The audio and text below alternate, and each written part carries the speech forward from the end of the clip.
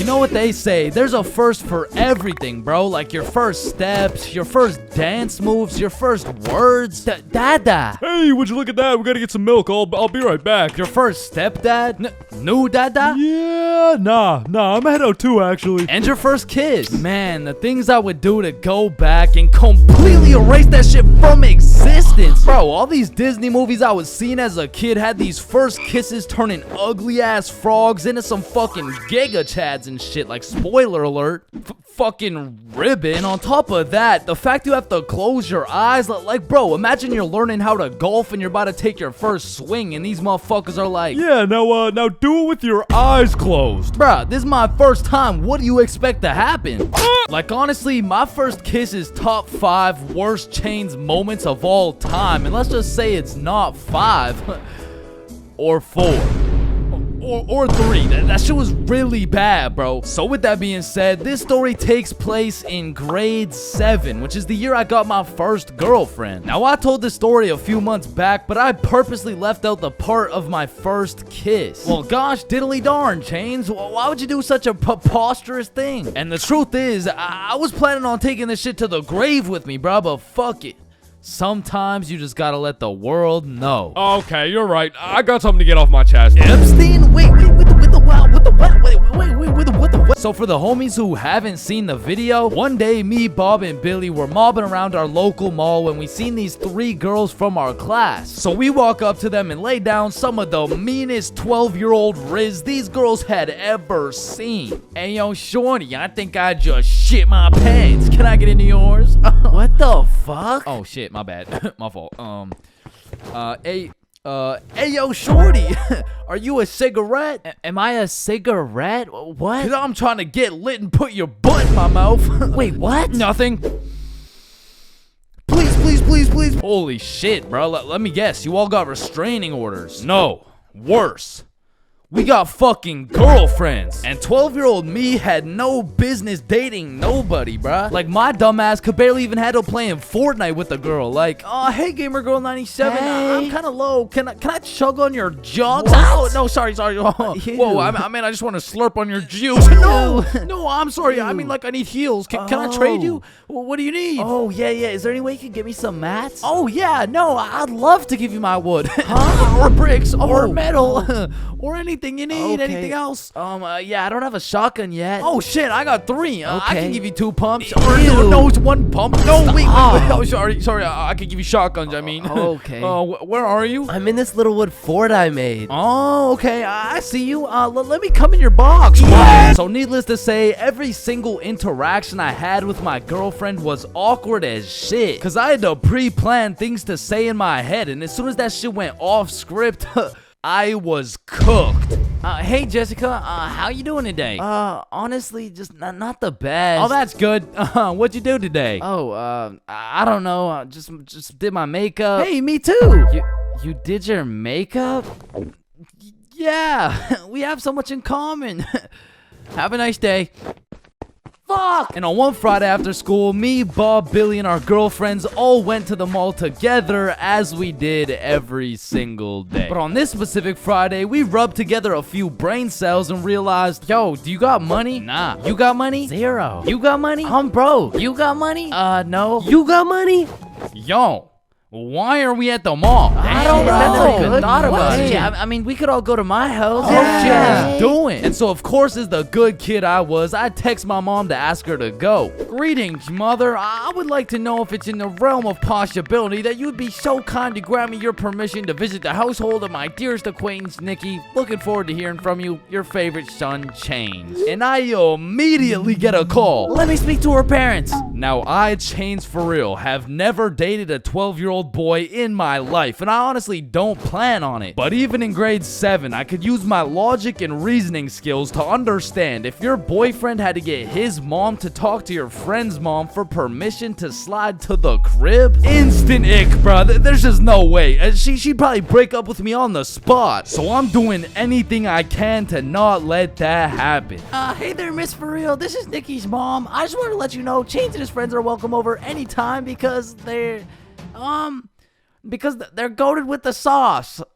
Shit. Oh, hey, Nikki's mom. Sorry, it's kind of hard to hear you over all this bull. bullshit. You're not allowed at her house. Come home now. Chains, are you coming? Look, Mom, I'm not gonna lie. You gotta lock the fuck in right now. This is the first time in my life I ever been invited to a girl's house and there's cheeks up for grabs. Like, Mom, this is my only opportunity. If you don't let me go, the for real bloodline might just end with me. Okay, listen, Chains. I'll let you go this time, but you have to be home at 9 p.m. sharp. Yay, thank you so much, Mom. Now, I'm paraphrasing, but the point is she let me go with a curfew of 9 p.m. So all 6 of us leave the mall, hop on the bus, and get off at Nikki's house. We go inside, sit on the couch, and now it's even more awkward, bruh, because instead of walking around the mall, all we had to entertain ourselves was ourselves. And just like any other awkward middle school scenario, that shit went like so, truth or dare? That's exactly what I was thinking. And my heart instantly dropped, bro. Cause I knew if I picked dare, I would have to kiss Jessica and shit, bro. That's a whole lot scarier than playing Fortnite with Gamer Girl 97. But regardless, Nikki starts the game of truth or dare. Hey Billy, truth or dare? Yo, truth. What's your favorite color? Blue. Oh, what? This shit's not even bad. Okay, then Chains, truth or dare? Truth. No. What do you mean? No, it's truth or dare. I said truth or dare. Dare. What the fuck? Okay, fine, dare. You have to kiss Jessica. Bro, this time it wasn't a pickup line. When I say I just shit my pants, I mean not literally, but metaphorically, I was shitting bricks, bro. And when I turned to Jessica, she's just sitting there straight-faced as fuck. So, Jessica, are you down? like hypothetically speaking, of course. Okay, I'm going in. sorry. Let me just Hey, bro, I'm not gonna lie, this is fucking weird. You guys are just watching and shit. Like, I don't know, it's just kind of. Oh, so if we weren't watching you do it? I mean, yeah, I would actually. Wait, what the fuck? Every single one of these motherfuckers ran to the corner and started staring at the wall. Like, did you do it yet? We're not looking till you do it. Yo, hurry up, dumbass. So now I got all this pressure on me to do this shit, but Jessica's out here looking at me like. Hey, how was your day? Yo, shut the fuck up. Just kiss her already. What are you yapping about? And I deadass didn't know how to go about it. I ended up sitting on this couch, nervous as hell, awkward as hell, looking stupid as fuck for 20 minutes, bruh. Now, 20 minutes in general doesn't sound that long, but imagine sitting on a couch in complete silence with everyone just... Bro, just watch this.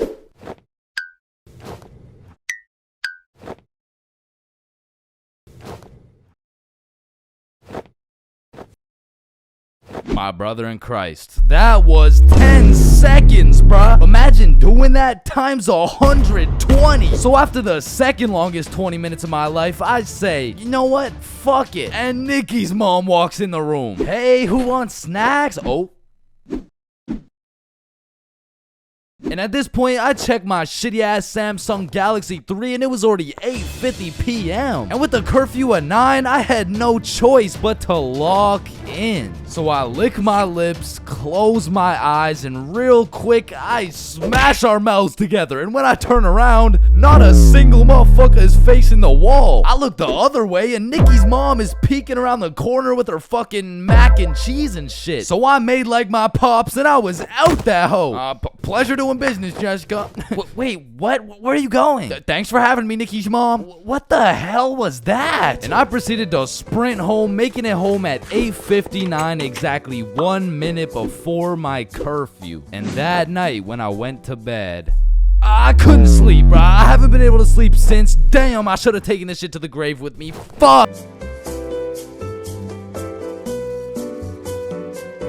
Hey you, do you ever feel like you're losing control? Like your wife and kids don't listen to you anymore? Like you can't even give your own dog commands? Well, I got just the thing for you. War Thunder! It's a beautifully crafted free-to-play game on PC, consoles, and mobile devices where you can command over 2,500 tanks, planes, helicopters, and ships of 10 major nations, okay? Like who even needs a wife or kids when you're telling tanks what to do?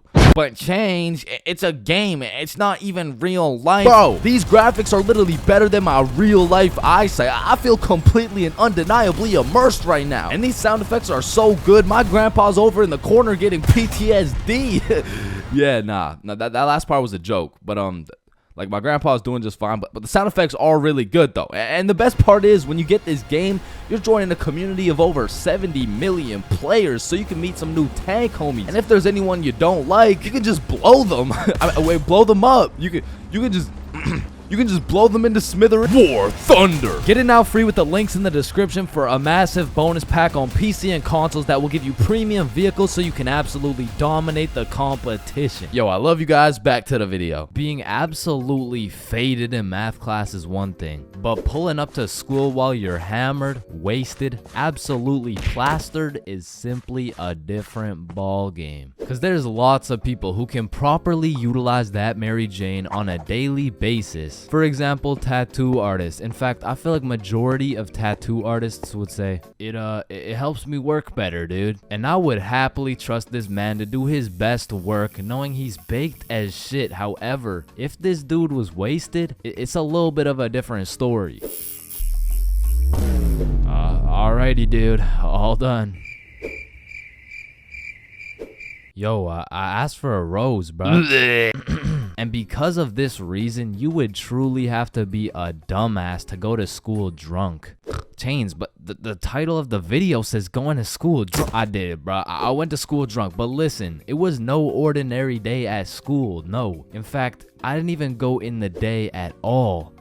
I went drunk to the school dance, meaning this story takes place when the boys and I were in grade 11. It was a Thursday night, the night of winter ball, and as the boys and I were getting ready, you know, looking like some distinguished young gentlemen, I had realized, damn, none of us have any girls to take to the dance. Fuck, you're right. That means we're gonna have to ask a girl to dance, bro. What?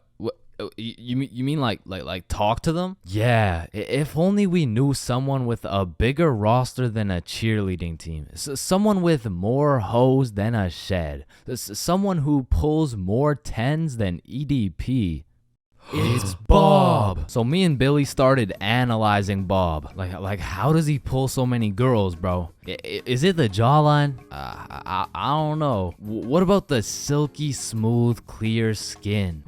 Maybe. Or is it those succulent luscious kissable lips? It's the glasses. Yeah.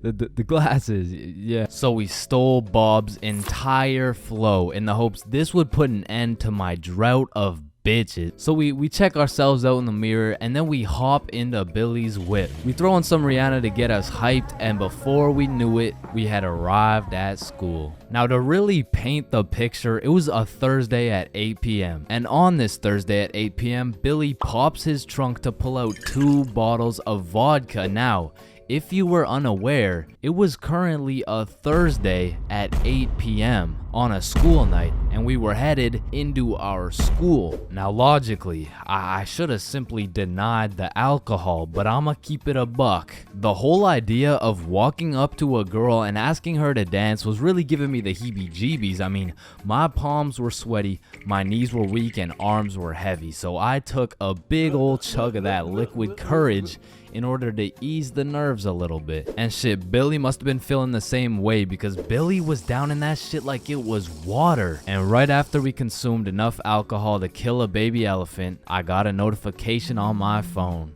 Oh shit, I got an email. Oh, it's from the school. It says, if you come to the winter ball under the influence of alcohol or any drug, you will face suspension and will lose your right to walk across the stage for graduation.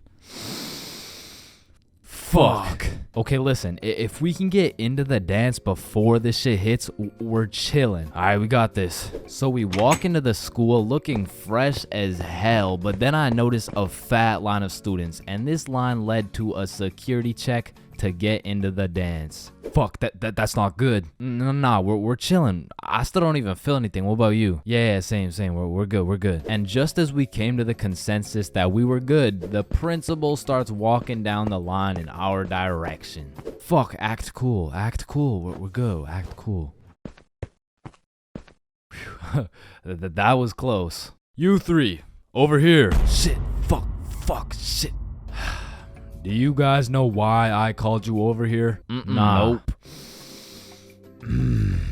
I smelled alcohol the moment I walked past you three. Now, I don't know if it was one of you or all of you, but you know the consequences of showing up under the influence, right? Yeah, we do. And tell me, is it or is it not suspicious that all three of you guys showed up with glasses on? Nah, we just thought it looked suspicious. Take them off. Damn. Yes, sir. And although I downed a sizable amount of vodka, it still hadn't kicked in yet. Now, I didn't want to do this to you guys, but look at my finger. This motherfucker starts waving around his magic finger in Billy's face with a flashlight to somehow see if he's drunk. Now, I don't know what the plan was, but I was fucking scared. Okay, he's not bad. Oh, okay, he's good. Now let's see here. And just as this motherfucker puts his finger in my face, that vodka hits, bro. I'm using all the strength I got to keep my balance while I'm getting blinded by this flashlight. Let me try that again.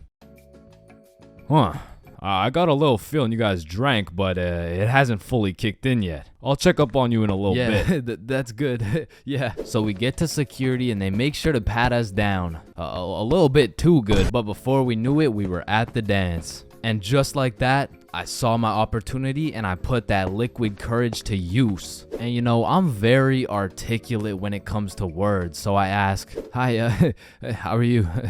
Oh, hey, I'm good. So I wanted to ask you, like, you know, we're at the dance and I saw you, so I walked over here. Here we are, you know what I mean? So like, do you want to dance? Yeah, sure. It had worked. My plan had finally worked. And just as I was about to feel the female touch I'd been deprived of for all these years, I see Mr. Principal walking in my direction with his finger ready and his flashlight in hand. So I just haul ass, and I don't stop hauling ass until I'm off school grounds. So the moral of the story is, don't go to school drunk, bro.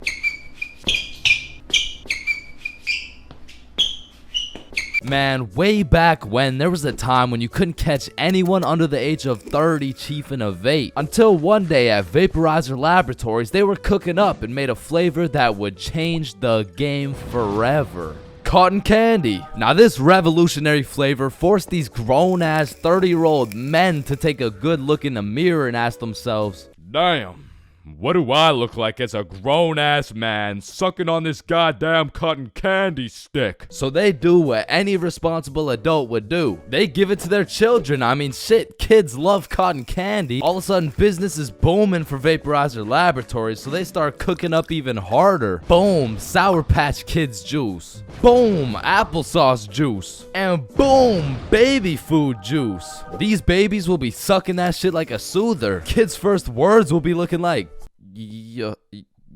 Oh my god, honey, Jackson's gonna say his first words. Yeah. Oh, let's hear it. Yo. Yo, Pops. Well, let me bum a hit off that 50 Nick Guava Ice, G. Yo, just wait till they drop that breast milk flavor, bro. Shit, these newborn babies won't even know what hit them. They'll be returning customers for life, which will probably be like 12 years max. Now, the reason I say all this is to let you know that vaping not only intruded my high school years, but also my years in middle school. I was first introduced to these bad boys at the ripe age of 13. And with a little bit of that good old peer pressure, I folded, bro. Like, what was I supposed to do, bro? Like not take the hit?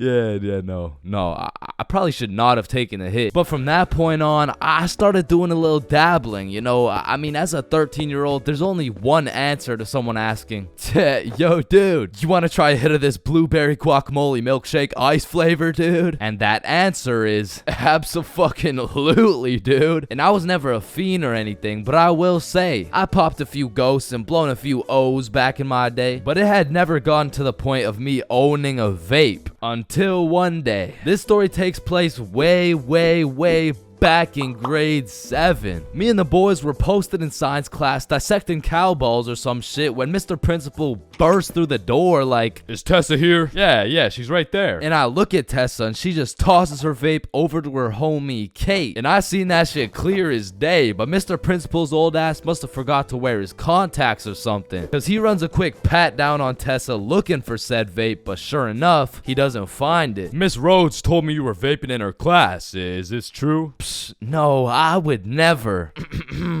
Okay.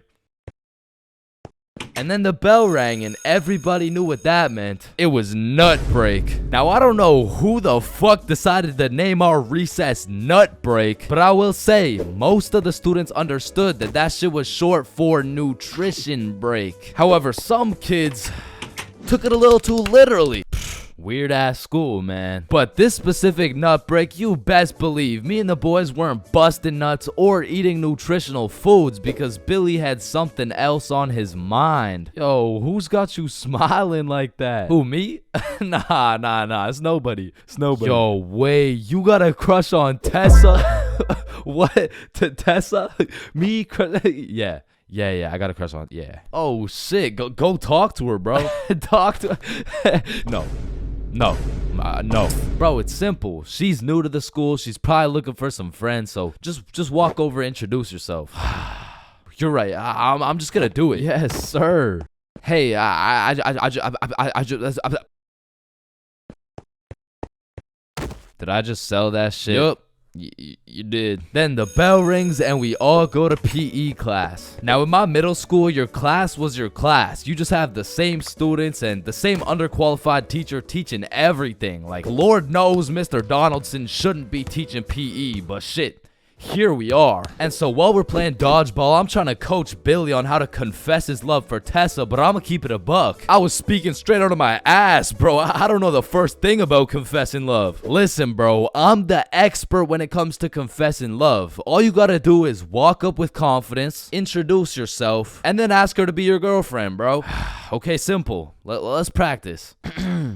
Hey, Vanessa. My name's Billy, and do you want to be my girlfriend? Damn! And after the proper training, by the time lunch came around, Billy was prepared to do what had to be done. Alright, listen, bro. Whatever happens out there, me and Bob got your back. And remember, the worst she can say is no, bro. Alright, I'm ready. You got this. Hey, Vanessa. I'm Billy. I seen you in science class today, and you were looking very pretty. And do you want to be my girlfriend? Fuck no. She laughed, bro. She laughed in Billy's face. And he walks back to us with tears in his eyes. She laughed at me, bro. Well, at least you know what they say. What? If you can make her laugh and giggle, you can make the cheeks clap and Not jiggle. right now, bro. You're right. Too soon.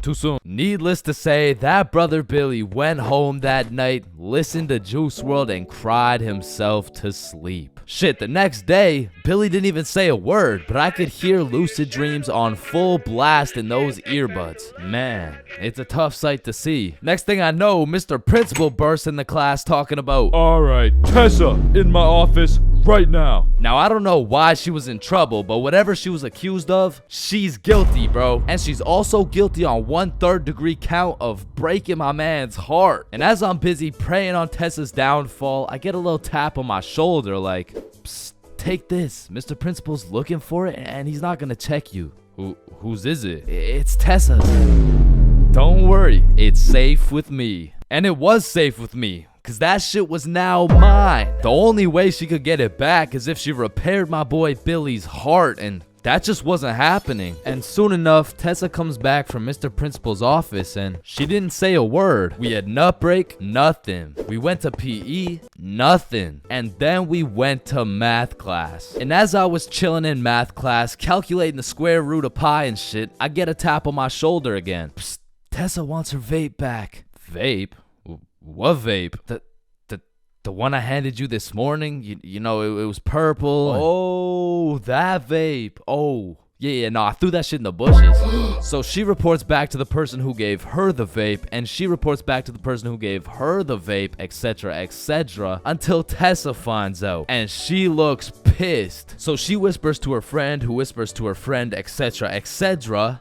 What bush did you throw it in? Oh, the one out back. And to put it in perspective, the bush out back was fucking massive. It was this huge conglomerate of straight prickle bushes, and so pretty much her vape was gone, bro. And I went to sleep that night with a smile on my face, knowing I not only saved Tessa's lungs, but also Billy's heart. The next day I went to class, sat down with the boys as always, but something was different. Tessa and her homies were nowhere to be seen. I shrug it off and continue to make some groundbreaking studies in science class until I hear Billy like, bro, no fucking way. So I turn around to not only see Tessa and her friends waist high in prickle bushes looking for this vape, but I also see Mr. Principal forcing them to do it. Now this was truly a beautiful sight to see revenge play out this perfectly. Like Billy was sitting at the window the entire class watching him do a whole search party for this vape that was posted in my pocket. And just when I thought Billy couldn't get happier, the next day Tessa and her friends had to present a PowerPoint to the entire school on why vaping is bad. Vaping is bad because when the vape enters your lungs, well, it's not good for your lungs. Man, karma is real, because not only did Tessa understand how it felt to be laughed at, but the next day my friend came up to me like, can I use that vape for the day? And I wasn't using that shit, so I said, yeah, sure. And at the end of the day, you'll never guess what she told me, bro. Yo, you still got the vape? No, I threw it in the bush out back. When you link a girl and you both bring a friend, man, what could possibly be better than a 2-man mission? 3-man mission. And when you go on a 3-man mission, you need to be able to trust those homies with your life, bro. Cause I don't know why, but 100% of the time you go on a 3-man mission, somebody's gotta take one for the team, bro. Like, it's just inevitable. And if your homie isn't willing to eat the shit sandwich in order to see the gang succeed, the entirety of the gang is eating the shit sandwich, bro. And on top of that, you need your homies to have your back when you crack a shitty ass joke. Cause if you're in a group of 6 people and not a soul laughs, nah, you're done, bro. Like, you're cooked, you're sauteed, bro. Like, pack it up, it's over with. Like, yo guys, what do you get when you mix human DNA with goat DNA? Oh my god, what do you get? Wait, no, let me guess. No, I don't know. What do you get? Kicked out the petting zoo. Fuck, I sold. Actually, that's a really good joke. Facts. Wait, it was? And lucky for me, I got the 2 most perfect dudes for the job. Bob and Billy, so you know we were no strangers to the game. Like, we had 99 chemistry, bro. We were like Jordan, Pippen, and Rodman, setting up these plays, passing, alley-ooping, and dunking that shit. In these streets, they called us the real Big 3. And one day, the real Big 3 hopped on a plane to Mexico. And this story takes place way back, like a month ago. And this story doesn't just contain one 3-man, not 2 3-mans, but 3 different 3-man missions. And with these 3 different chances, will me, Bob, and Billy be able to find love in Mexico? Or will we get set up and kidnapped by the cartel? Find out coming up on this episode of Billy, Bob, and Chains. Wait a minute. So, boom, we get to Mexico and we're staying at an Airbnb. So we start with all the essentials. We unpack, get some food, check out the rooms, download Tinder, play some music, get settled in, you know, shit like that. And some of you may be thinking, damn, Chains, Tinder? Shit, I didn't know you were down bad like that. And let me just clear this up, alright? I'm not, okay? I'm down horrendous. And you really don't know me at all if you thought I was gonna leave Mexico without running a 3-man with the homies. So I'm just doing what I gotta do. Don't hate the player, hate the game. So we got there on a Monday, and for the first few days, we're exploring, we're trying some food, going to the beaches. It's great, you know, a bunch of nice and relaxing shit. But at night, it was grind time, bro. I was swiping more than a girl with daddy's money, and I was shooting more shots than Drizzy Drake. at his local middle school. So by the time Thursday rolled around, I secured the first 3-man mission of the trip. And when I told the boys, they were hyped as fuck. I mean, Bob was so excited, dude almost made a facial expression. So before we went out, we had to get teed up, and lucky for us, we spent half our food budget on a few bottles of vodka. So we're absolutely down in that shit until our Uber pulls up. We hop in the Uber and get dropped off by some bars where we plan to meet the girls. Now keep in mind, at this point, all I've seen of this girl is pictures, and you know there's a brutal catfishing epidemic going on. So let's just say it's completely in the realm of possibility that I set up a link with 3 big buff Mexican dudes, and Lord knows I'm crossing my fingers. like hopefully there's like no big buff Mexican. I don't want the big buff Mexican dude. So my heart dropped to my balls when I got a tap on my shoulder and turned around to see a not so buff Mexican dude with another not so buff Mexican dude with the 3 girls. Oh, hey. Oh, no, don't worry. These are just my friends, by the way.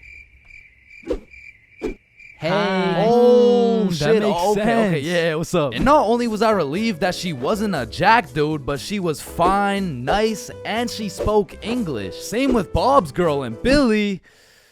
Yeah, nah, he had to take one for the team for sure. Hey, bro, I'm sorry, but this is just the way the cookie crumbled. Shit, bro. Can we get another cookie? It's too late, bro. It's already crumbled. And Billy took that shit like a champ, bro. So all 8 of us go to a bar and we're just talking, getting to know each other and shit. And I noticed Billy just keeps the tequila shots coming. I mean, we were only 10 minutes into the conversation, but this dude is 10 shots deep at this point. And all of a sudden, this dude starts laying down that Google Translate riz, and he's dropping hard eye emojis and shit, and I'm like, damn, respect. I mean, he's taking this extremely well. And after about 30 minutes of talking to this girl, I look over at Billy and I start to see some wild ass emojis being thrown around. Like, oh shit, Bob. Yo, I think Billy forgot he's the one taking one for the team. So me and Bob cut him off of the tequila, and then my girl is like, Hey, do you guys want to come over to our place? oh they yeah, should. hell yeah.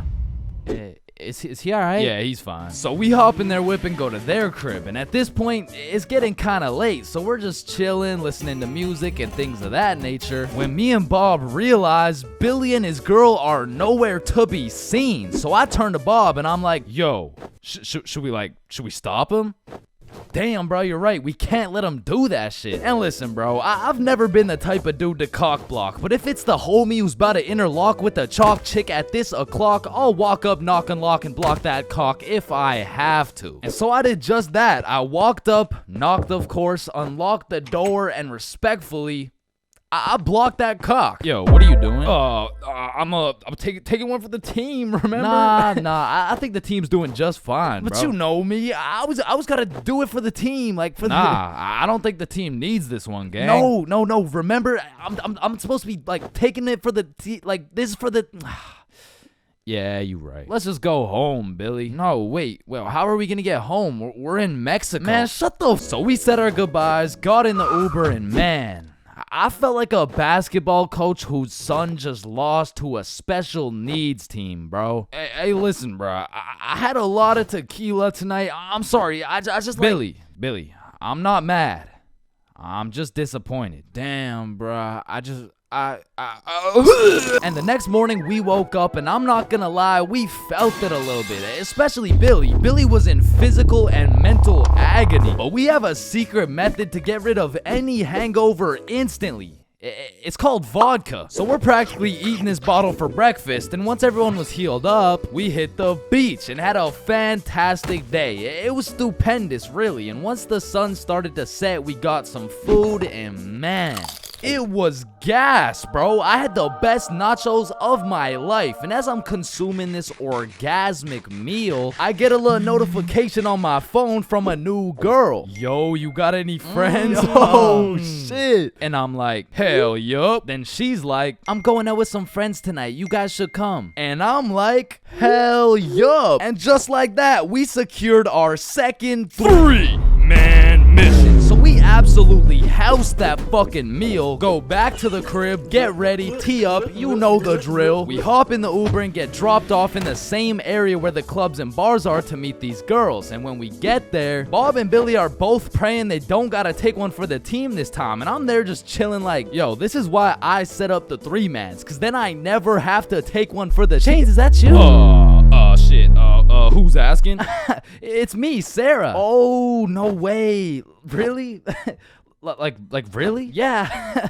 Yeah. Oh, yeah, no. You must be looking for the other Chains. No, don't worry. This happens all the time. Oh, no. Chains for real. Yeah, look at this. This is you. Oh, fuck. Would you look at that? I guess it is me.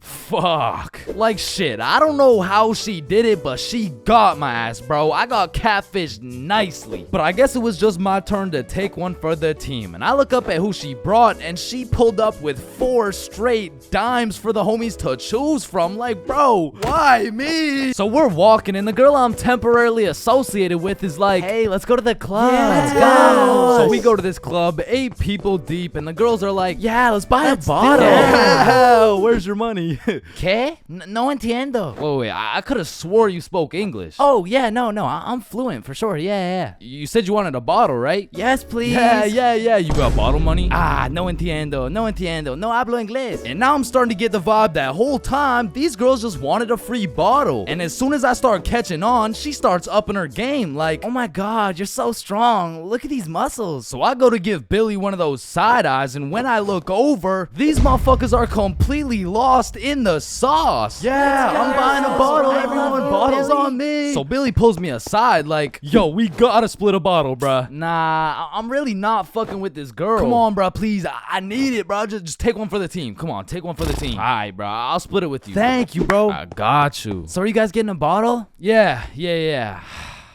We're getting a bottle. Oh my God, you're so strong and you're a baller. yeah. Baller? The fuck? I don't know, bro. She's weird as hell. Yo, can I get a bottle for this table? Yeah, for sure. What do you want? Listen, bro. Just give me the cheapest shit you got. Oh, I feel you, bro. Times are tough, you know. That'll be 1,100. God damn, that's a lot of pesos, bro. Pesos?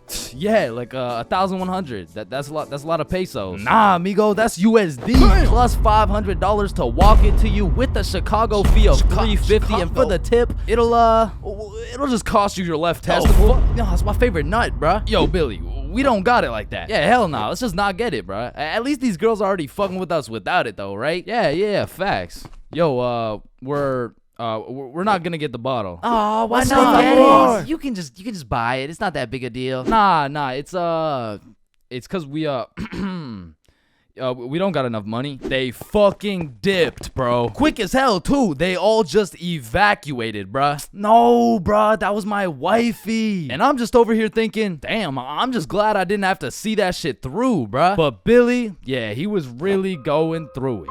Until he got distracted by some other random girls in the club. So at this point, all 3 of us are on the dance floor, absolutely fucking that shit up, when I start getting spammed on my phone. So I go to check who it is, and it's the gold digger girl. Like, hey, we all went to the club right beside it, but we can all split this bottle. It'll be $86 per person plus tip. That'll be $95 each. And she's literally telling me the whole price breakdown of this bottle. She pretty much just sent my ass an invoice. And I'm like, hell nah, I don't care if that shit would have been free. There is no way I'm ever gonna see this girl ever again. And then I get a tap on my shoulder, and it's 3 big buff Mexican dudes. Nah, I'm just playing. It was the gold digger girl, but this time I probably would have preferred the buff dudes, because this girl grabs me by the arm, pulls me outside with all her homies, and starts breaking down the price again. Okay, the bottle is $700, but you just gotta pay $95 each, okay? Yeah, we're in. Let's do it. No, what? Billy, chill. So I call an emergency meeting with the homies, and we huddle up, and I'm like, listen, you guys can go with them if you want, but there's no way I'm going and paying for this girl's bottle.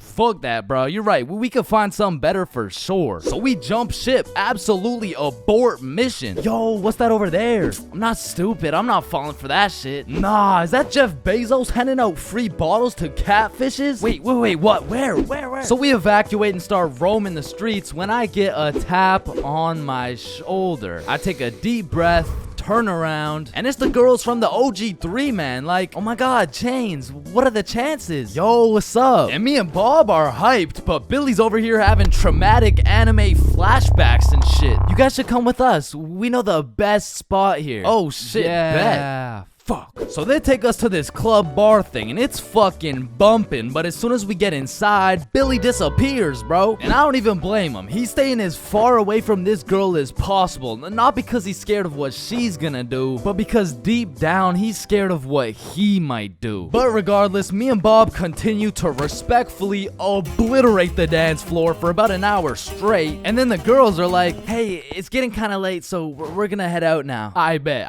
Wait. Yeah! And once me and Bob had officially decimated the dance floor beyond repair, we realized there's an upstairs that leads to a balcony. So of course me and Bob go to explore that shit. And as we walk out onto the balcony, we see Billy with this one girl who looks our age, who happens to have a friend who also looks our age. And once again, Billy is absolutely laying down that Google Translate riz, but this time he's really cooking. So me and Bob start talking to her friend named Mia. I get her Instagram, and then Billy's like, alright, let's go. The Uber's here. Uber? Uber to where? Oh, yeah, no, my bad. I forgot to tell you, but Camilla and Mia are coming back to the B&B. What the fuck? Don't you think we gotta discuss shit like that? Nah. Bro, what? Alright, Uber's here. Let's go. So Billy and the girls go to the Uber, but me and Bob stay back to discuss what the actual fuck is going on right now. Yo, this is a bad idea, right? But we can't let them do this shit alone. Shit, Bob. Do we even have a choice? So we leave the bar and start walking to the Uber when this girl stops me and she's like, hi, what's your name? Oh, I'm Chains. What's your name? Oh, my name's Sophia. And Sophia's trying to make some small talk and shit like that, but Billy's already waiting in the Uber. So I'm like, well, it was nice to meet you, but I gotta go. Oh, well, let me get your Instagram real quick. So I give her my phone, she follows herself, and then gives me my phone back. And when I lay my eyes on the screen, I realize we have a mutual. And I'm just surprised because we're in Mexico, bruh. So I go to check who it is, and it's Mia. And at this moment, everything started piecing itself together to make our third three-man mission. So I'm like, yo, you know Mia? Oh, Mia? That's like my best friend. Why? Word? You mean this Mia? Oh my god, Mia. So Sophia hops in the whip and we're all just talking, and then Mia says, yeah, so like, we don't have work tomorrow. Oh shit, do you guys work together? Yeah, we do. Damn, what do you guys do? Oh, you know, we dance. What, where do you guys dance? Like in the club? Oh shit. Yeah. That's what's up. Yo, how old are you guys, by the way? 21, 24, 25. Damn. Sorry. Do you guys happen to have any you guys happen to have kids by chance? Of course, I have two. I have a baby boy. One of them is a 3-year-old boy. I also have 2 daughters. Oh, fuck. Yo, Bob, you think it's too late to, abort mission? And I don't know how, but none of that information seemed to faze Billy in the slightest. Because now he's out here making out with this girl like... Fuck them kids, bro. And the whole car ride, I'm just thinking, what the fuck is going on, bruh? But soon enough, we arrive. We all hop out of the whip, go to our B&B, put in the code for the lockbox, get the key, unlock the door, and go inside. Now, for context, the crib had 2 couches and a master bedroom. And that bedroom is where I used to sleep. And I say used to because as soon as we got to the B&B, Billy and Camila went straight to my room and start... playing patty cake loud as hell too, and so all of us are just sitting on the couch like hola ¿Cómo estás? Fuck. And this motherfucker Billy was just making up for every single time he had to take one for the team. And after the longest 20 minutes of my life, Billy walks out of the room smiling from ear to ear like, what? Well, why's everyone looking at me? Shit, you guys could hear that? Then Billy cops the girls an Uber, they dip, and I'm looking at Billy like, bro, what the actual fuck just happened? Hey man, listen, it's just the way the cookie crumbles. Nah, bro, you are crazy. And at this point, it was probably 4 a.m. or something. So I go to my room to look at where I'm supposed to sleep. And there's a bunch of lubed up rappers on my bed. And I'm not talking Diddy. So needless to say, after a long night, I slept on the couch. And we all woke up rotten, bro. So rotten, even the vodka method wouldn't work. So we decided if anything could make us feel better, it would be a plate of the world's best nachos. So we get ready, leave the crib, and then Billy's like, yo, who's got the key? Shit, I don't got it. Bob, you got it? I mean, it's probably on the counter where we always put it, right? Yeah, facts. We check the counter, it's not there. We check the tables, not there. We check the couches, bedroom, kitchen, nowhere to be seen. So we scavenged the entirety of the Airbnb. We even looked through every single bag of garbage and it was nowhere. Bro, did those girls finesse our key? Nah, Camilla wouldn't do some shit like that. She would, bro. You don't even know her. No, she wouldn't. How would you know her? You don't know her, bro. I know her better than you know her. Alright, chill. Mia texted me. She said, let's go to the pool today. Oh shit, Camilla texted me the same thing. Damn. And in my head, I'm thinking about it and I'm putting everything together. Shit. Are you thinking what I'm thinking? I think so. These girls stole the key and invited us to the pool so the crib would be empty so they could get 3 big buff Mexican dudes to pull up and loot the crib. Fuck, I knew it. Damn, she got my ass, bruh. So hell no, we didn't go to the pool with them, and for the next few days, we were on high alert. We would only leave the crib in pairs and one dude would stay back, strapped up with kitchen knives, ready to take on 3 big buff Mexican dudes. Pause. Until it was Monday, the night before our flight home. So we're packing everything, getting ready to go home, and I hear Billy shout, Chains? Yo, what's up? Yo, guess what I got, bruh? Chlamydia? No. Gonorrhea? What? No. Herpes? No, it's in my suitcase. Your suitcase got herpes? No, it's the key. How the fuck? I don't know. Yeah. First dates have the potential to be magical, fantastical, romantical, a night you will never forget. But they also got the potential to be straight booty. I mean, first dates are just a gamble, bro, especially if it's from a dating app. Like, you could show up to your first date with a 5'4" blonde Tinder girl and end up finding out she's 5'9". And she's brunette. And she's a dude. I mean, first dates from dating apps is kind of like buying one of those SpongeBob popsicles from an ice cream truck. Like, you know it's not gonna look the same as the advertisement, but the question is, how fucked up can it really be? And let me just say, extremely fucked up. I'm talking massive buck teeth, eyes crossed with a bite taken out of it, and I'm not talking about the popsicles. And these are the exact reasons my very first date was not from Tinder. Also because I was in grade 7. And that would be illegal. And when I was in grade 7, I was 12, as most grade 7s were. And for whatever reason, me and my homies loved going to the mall after school, which was weird because we had no money. So after another successful day of walking around and being too broke to buy anything, we walked back to the bus terminal by the mall, and as we walked up to our bus stop, we see these 2 girls waiting there. And the closer we got, the more familiar these girls started looking, until we realized one of them was in our class. And so we walk up to them like, yo, are you Kate? Oh shit, Billy, Bob, and Chains. What's up? Oh, nothing much. How are you guys doing? Oh, I'm good. This is Jessica. She's new to our school. Hi. What's up? Hello, Jessica. What brings you guys to the mall? Oh, nothing much. Just walking around and not buying anything because we don't have any money. Yo, us too. And so we all get on the bus and we're just talking and shit for a good 20 minutes until my stop comes up. So I'll pull the thingy, but before I get off the bus, I ask Jessica, yo, Jessica, do you Snapchat by any chance? Yeah, I do. Let me add you. What's your Snap name? And I remember I had some shitty ass username like, oh shit, it's MLG Pro No Scoper Illuminati confirmed. Yo, kid, get the fuck off the bus. Sorry, 1 second, please. Where was I? MLG Pro No Scoper Illuminati confirmed. And when I got home, I went on Snapchat, accepted a request, and we started talking. And we snapped all night to the point I was smiling, kicking my feet in the air and shit. Yo, I'm coming in. No, wait, don't. I'm beating my meat. Wait, shit. Yo, what boy has you smiling like that? Boy, it's a girl. Man, shut the fuck up.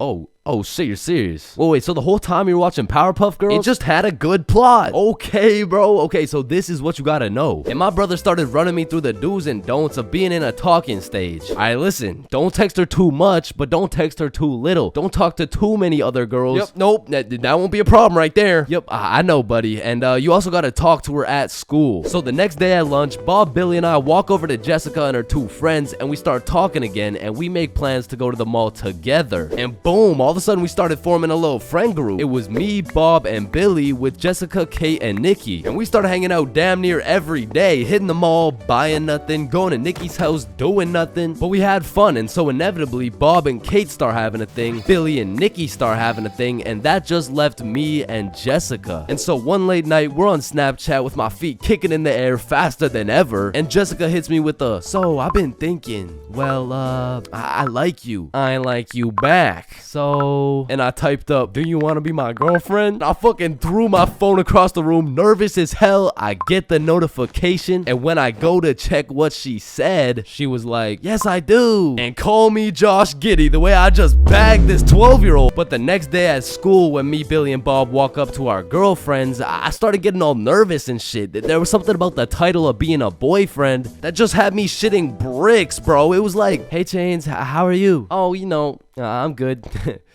Oh yeah, how are you? Oh, I'm good.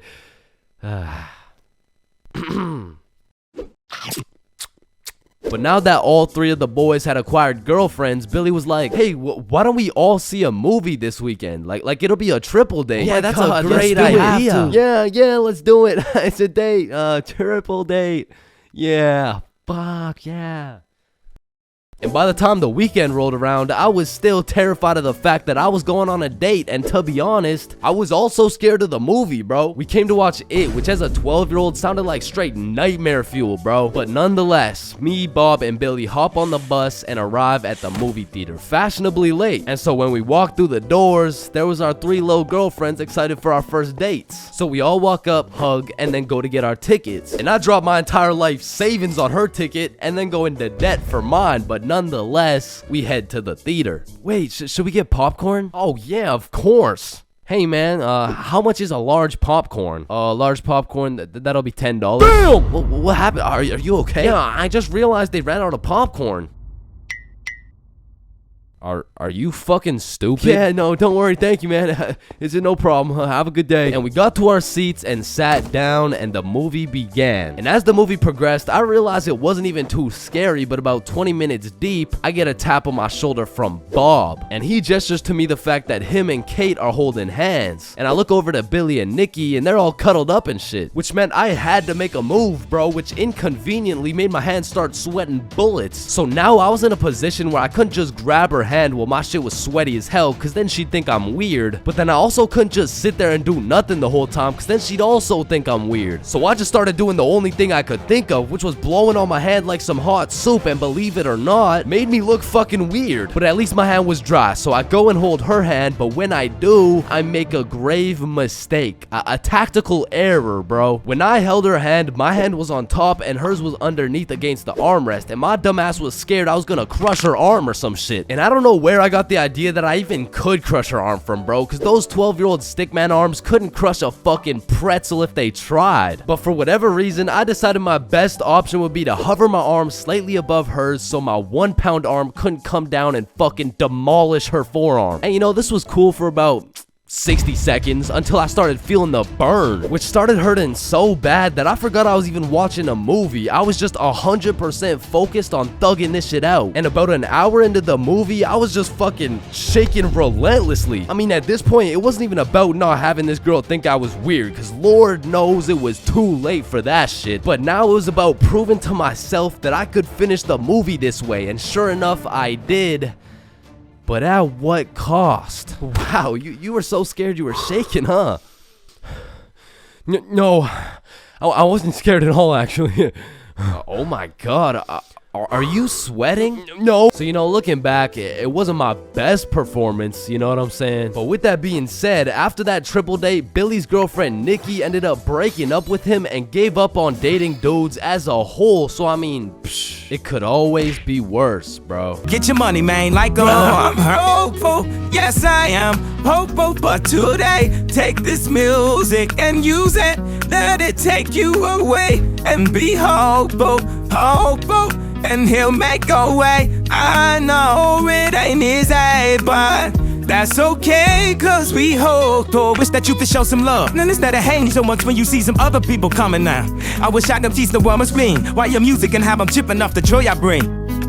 I wish that we can hold hands. Listen instead of dissing lessons from a grown man. And I wish the families that lock, but got love, get some stocks, brand new shock and a lock, but some gloves and I. Halloween is the spookiest time of the year. Everywhere you look, it's vampires, killer clowns, old dudes in white vans trying to steal some children, which are all very scary things, especially killer clowns. But none of these spooky things scare me more than my worst fear. Going to jail, dropping the soap, and getting my booty snatched up. Now that's some real spooky shit right there. And I know some people are gonna be thinking, oh, that's just a myth, it's a stereotype. Nobody actually gets their booty snatched up for dropping some soap. But when it comes to my booty, I don't want to fuck around, and I sure as hell don't want to find out. But everyone knows drinking can heavily influence your judgment, and on one specific day, my judgment was affected and I found myself fucking around. And everyone knows what the chart depicts. The more you fuck around, the more you find out. This story takes place in grade 10. It was a crisp Halloween night. The houses were decorated, the leaves had fallen, and the jackos were lanterned. And as me and Billy walked down to the homie Bob's crib, we could pretty much smell that Halloween spirit. And when we knocked on Bob's door, we were surprised the homie Bob didn't open the door. It was Bob the Builder. Dude was fully suited up from head to toe. And when me and Billy seen that, we already knew we needed some costumes. So we go to Bob's closet and come out absolutely dripping in some Mario and Luigi costumes, mustache and everything. But now that we undeniably had that shit on, we still had yet to find something to do. But lucky for us, the night was still young, so we got to brainstorming. Alright, it's Halloween, bro. We gotta do something. Yeah, let's go find a party. Bet, let me check where they're at.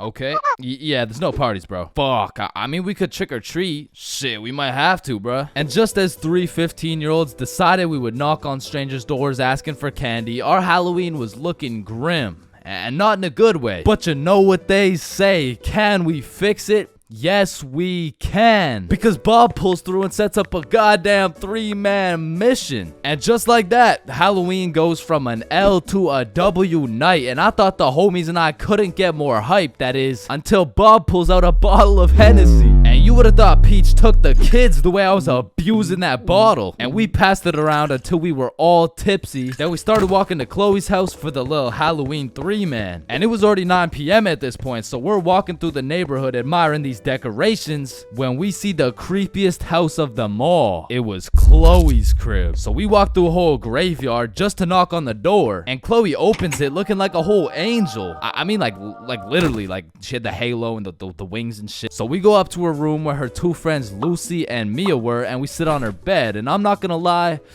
it was a little awkward, bro. I was sitting there with my Mario fit and my little mustache like, so, Chloe, why'd you choose to be an angel? I don't know. I just liked it. Why'd you choose to be Mario? Shit, Mamma Mia, am I right? Shit. Fuck. Then Chloe whips out some tequila and all of a sudden we're playing drinking games and shit. But honestly, I was just trying to get drunk, so it'd be like, haha, drink up. Oh no. Alright, it's your turn. Wait, you're supposed to get it in my cup. What the fuck? And after purposely selling multiple games of tequila pong, I was feeling what some would call completely and utterly drunk as fuck. And next thing I know, we're playing spin the bottle. And I was up, so I spin the bottle and it spins and spins and lands on Chloe. And in my head, I'm thinking, And just as Mario's about to get some peaches, we hear the door open downstairs and Chloe's like, oh shit, my parents are home, hide. So me and the homies run into her closet with a bottle of tequila and we can hear her dad come into the room. Hey, what's going on up here? Oh, you know, we're just watching scary movies. All right, I'll be downstairs watching TV. Let me know if you need anything. Thanks, Dad. And once her dad went downstairs, we all came out of the we exited the closet and Chloe said, you guys gotta sneak out through the front door. Just be super quiet. And so we creep down the stairs and peek around the corner and Chloe's parents are right there with a clear sight of the door. So we know what we have to do. We take a shot for good measure and then run to the door. And my drunk ass couldn't even figure out how to unlock this fucking door. Hey, who is that? It's a me, I'm Mario. Then we ran out that joint and we didn't stop running until I got a call from one of my homies named Dave. He was like, yo, what are you doing right now? Oh, nothing really, just drunk as hell running from Chloe's angry ass dad. Yo, that's what's up. Come link me and Joe at Stickman Elementary. And we had nothing else to do, so we pull up and it's Dave, Dave's girlfriend, Joe, and Joe's girlfriend. And they got some couples costumes going, but I couldn't help but notice Dave and Joe were shiestied up. What are you, if the Simpsons grew up in Chicago? Nah, I'm just Homer. Yeah, but I mean, Homer doesn't usually wear a fucking ski mask. Oh, yeah, no, I just wore this because we graffitied the hell out of this school. What?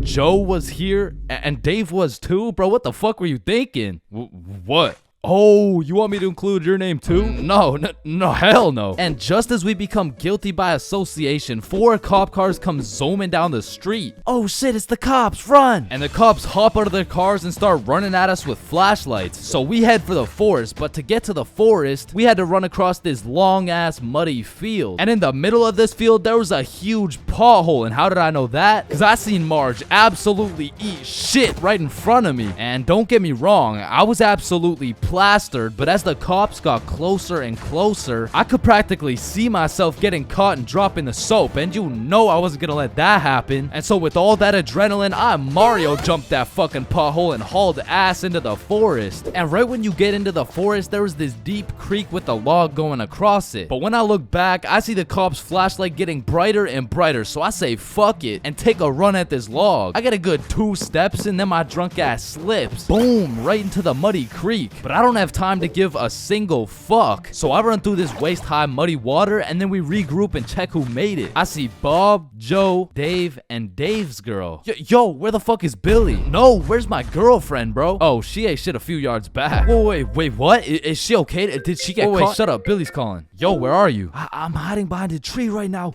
In the middle of the field. The cops are looking for me. I bet we're coming. I gotta go. Fuck no, bro. If you go, you're gonna get caught. Listen, bro, I have to. He's the Luigi to my Mario. So I go back in to save Billy, and my main man Bob comes with me. So we get to the edge of the forest and see Billy absolutely shitting his pants trying to hide from these cops, but they keep getting closer and closer. So Bob turns on his flashlight and both cops look at him. He's right there. Get over here. And while the cops were looking for Bob, me and Billy both run for the street, and we ran, but once we were at least 5 blocks away, we text Bob like, bro, we both made it, are you good? And Bob's like, so Bob makes it out of the forest and we all link up. And we take a moment to appreciate the fact that none of us went to jail. And more importantly, none of us got our booty snatched up. And after our moment of appreciation, we were like, yo, maybe we should have just went trick-or-treating. Yeah, bro, some Reese's Pieces would hit right now.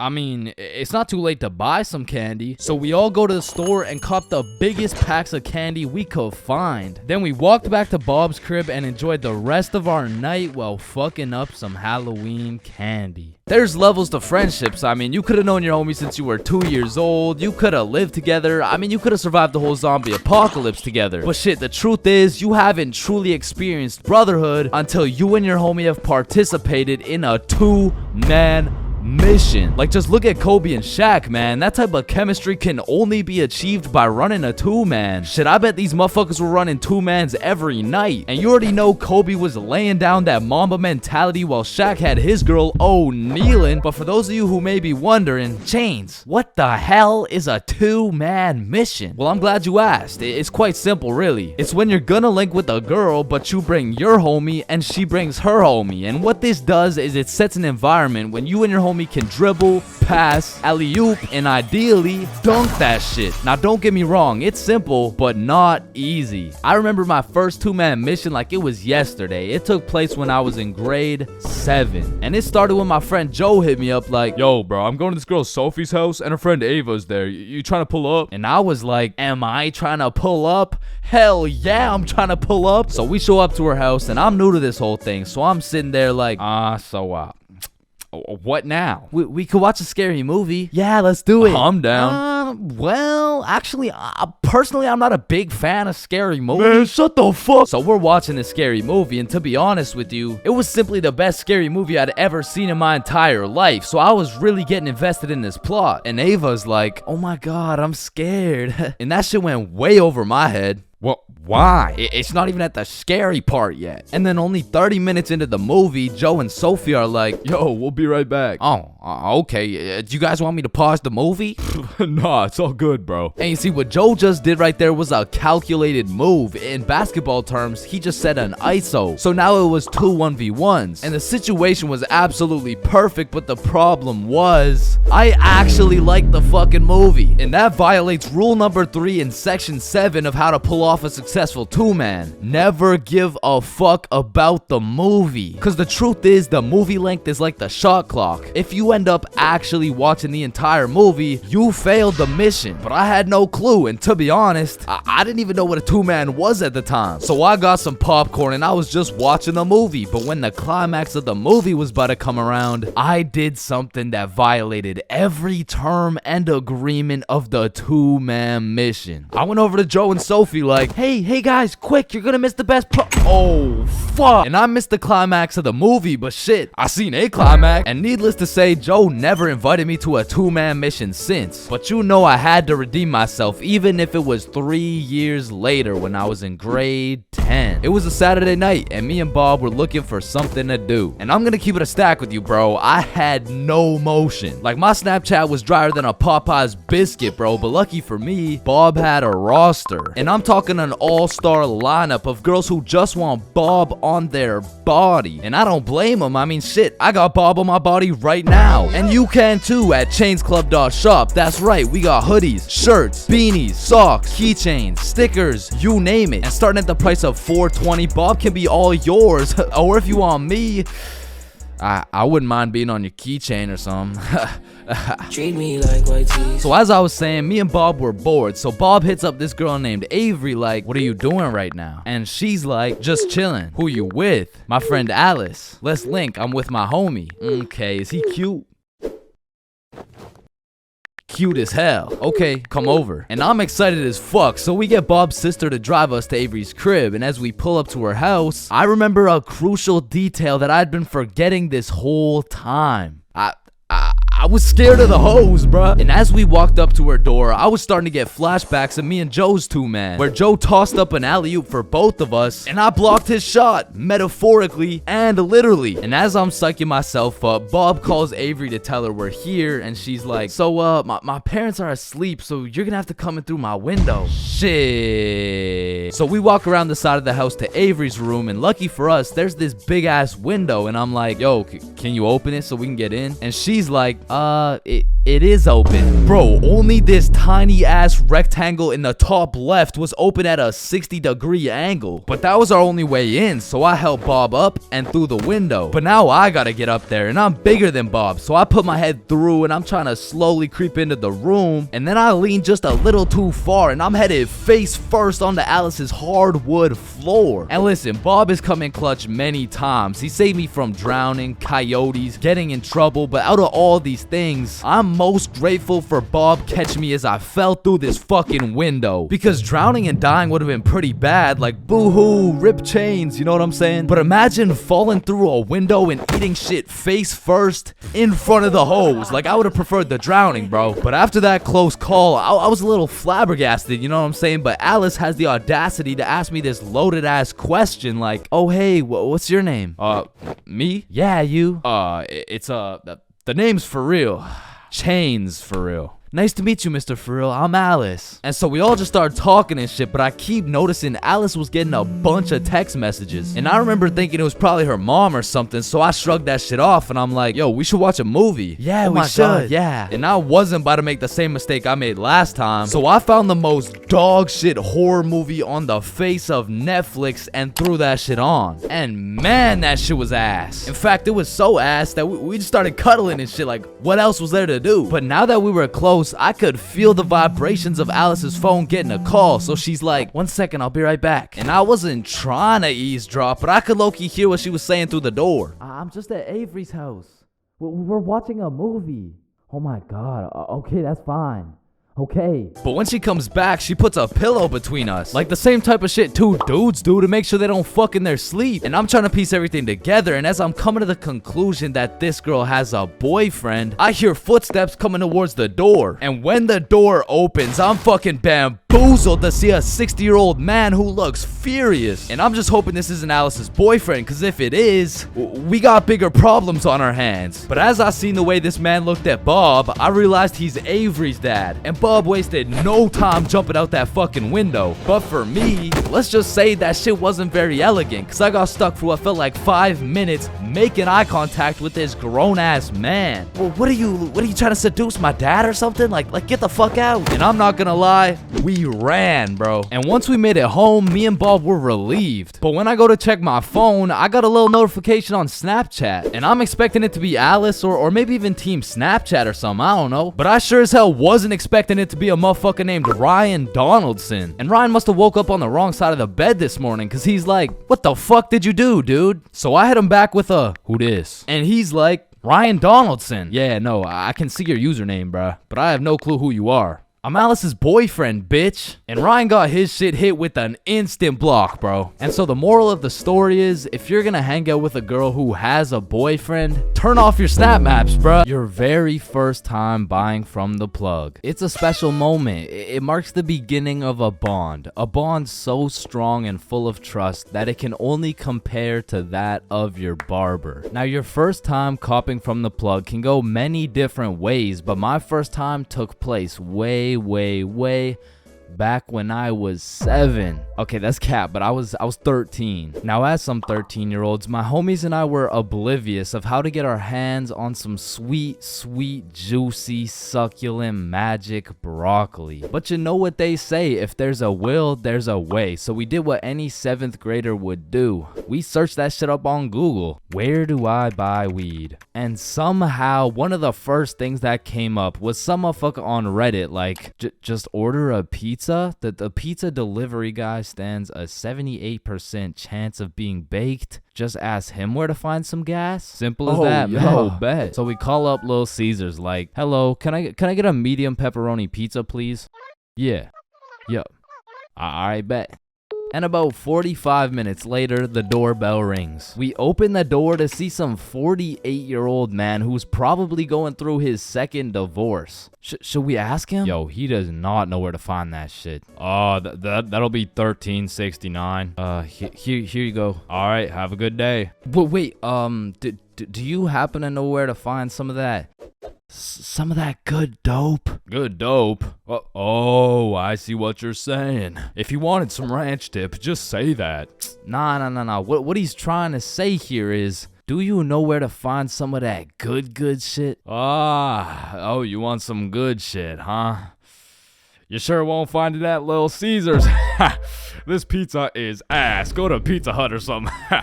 Well, shit. What the fuck just happened? Okay, the guy on Reddit said there's a 78% chance. Maybe we just got unlucky with this one. And our dumbasses decide to order from Little Caesars again. That'll be 13. Okay, new plan. Yo, I think I know a guy. So Bob locates a local plug Snapchat. Billy adds him, and bro adds back. So now we've located the plug, but we had no clue on how to go about hitting this man up. Hello, Frederick Gordon Williams. I have reason to believe you are a plug and will be able to sell us some devil's lettuce, as we are minors, currently 13 years old. Just give us your home address and we will skirt and pull up soon. Sincerely, Billy. Instantly blocked, bro. Looking back, we sent the most federal message possible. We hit this man with his government name and asked him for his home address. But we had no clue that was federal. Like, huh, that's peculiar. I wonder why he blocked us. So we did what any 7th grader would do. We searched that shit up on Google. How to hit up the plug. Be simple and forward. Use slang. Act cool. And after conducting a little more research, we were ready to try again. So I added him on my Snapchat. Yo, Big G. Let me cop some of that gas real quick, Cronum. Oh shit, he responded. How much you need? Shit, what do I say? Search it up. 3 pre-rolls. Let me get 3 pre-rolls, fam.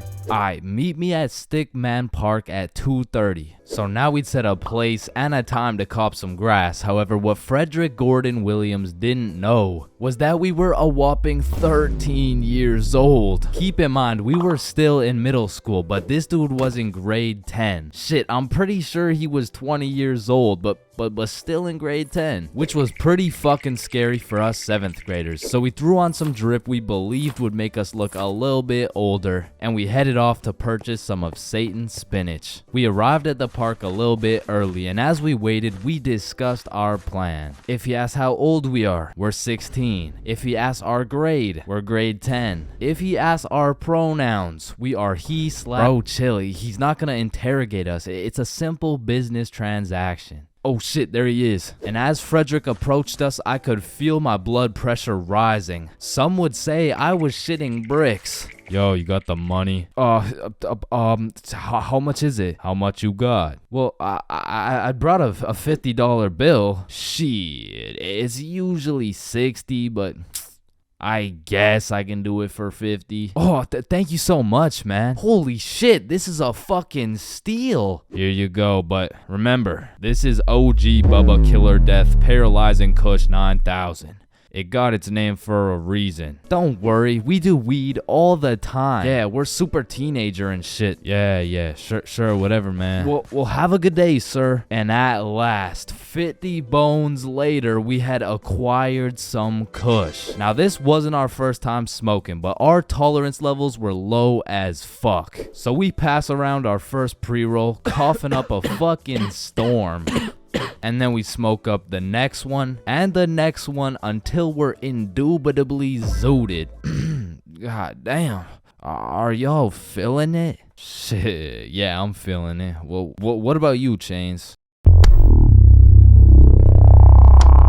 Shit, I think he's feeling it. And as we made our way back to Bob's crib, my frame rates were dropping, my eyes were drying up, and my brain cells were unresponsive. In other words, I was fucking fried. We get back to Bob's crib and all I can think about is food. The munchies had hijacked my brain, but luckily for me, Bob's mom had just went shopping. Unluckily for Bob's mom, she was gonna have to go shopping again. The boys and I threw on The Amazing World of Gumball on TV and we fucking demolished every single crumb from Bob's cabinet. Cause goddamn, Frederick Gordon Williams was right. They don't call it the OG Bubba Killer Death Paralyzing Kush 9000 for no reason.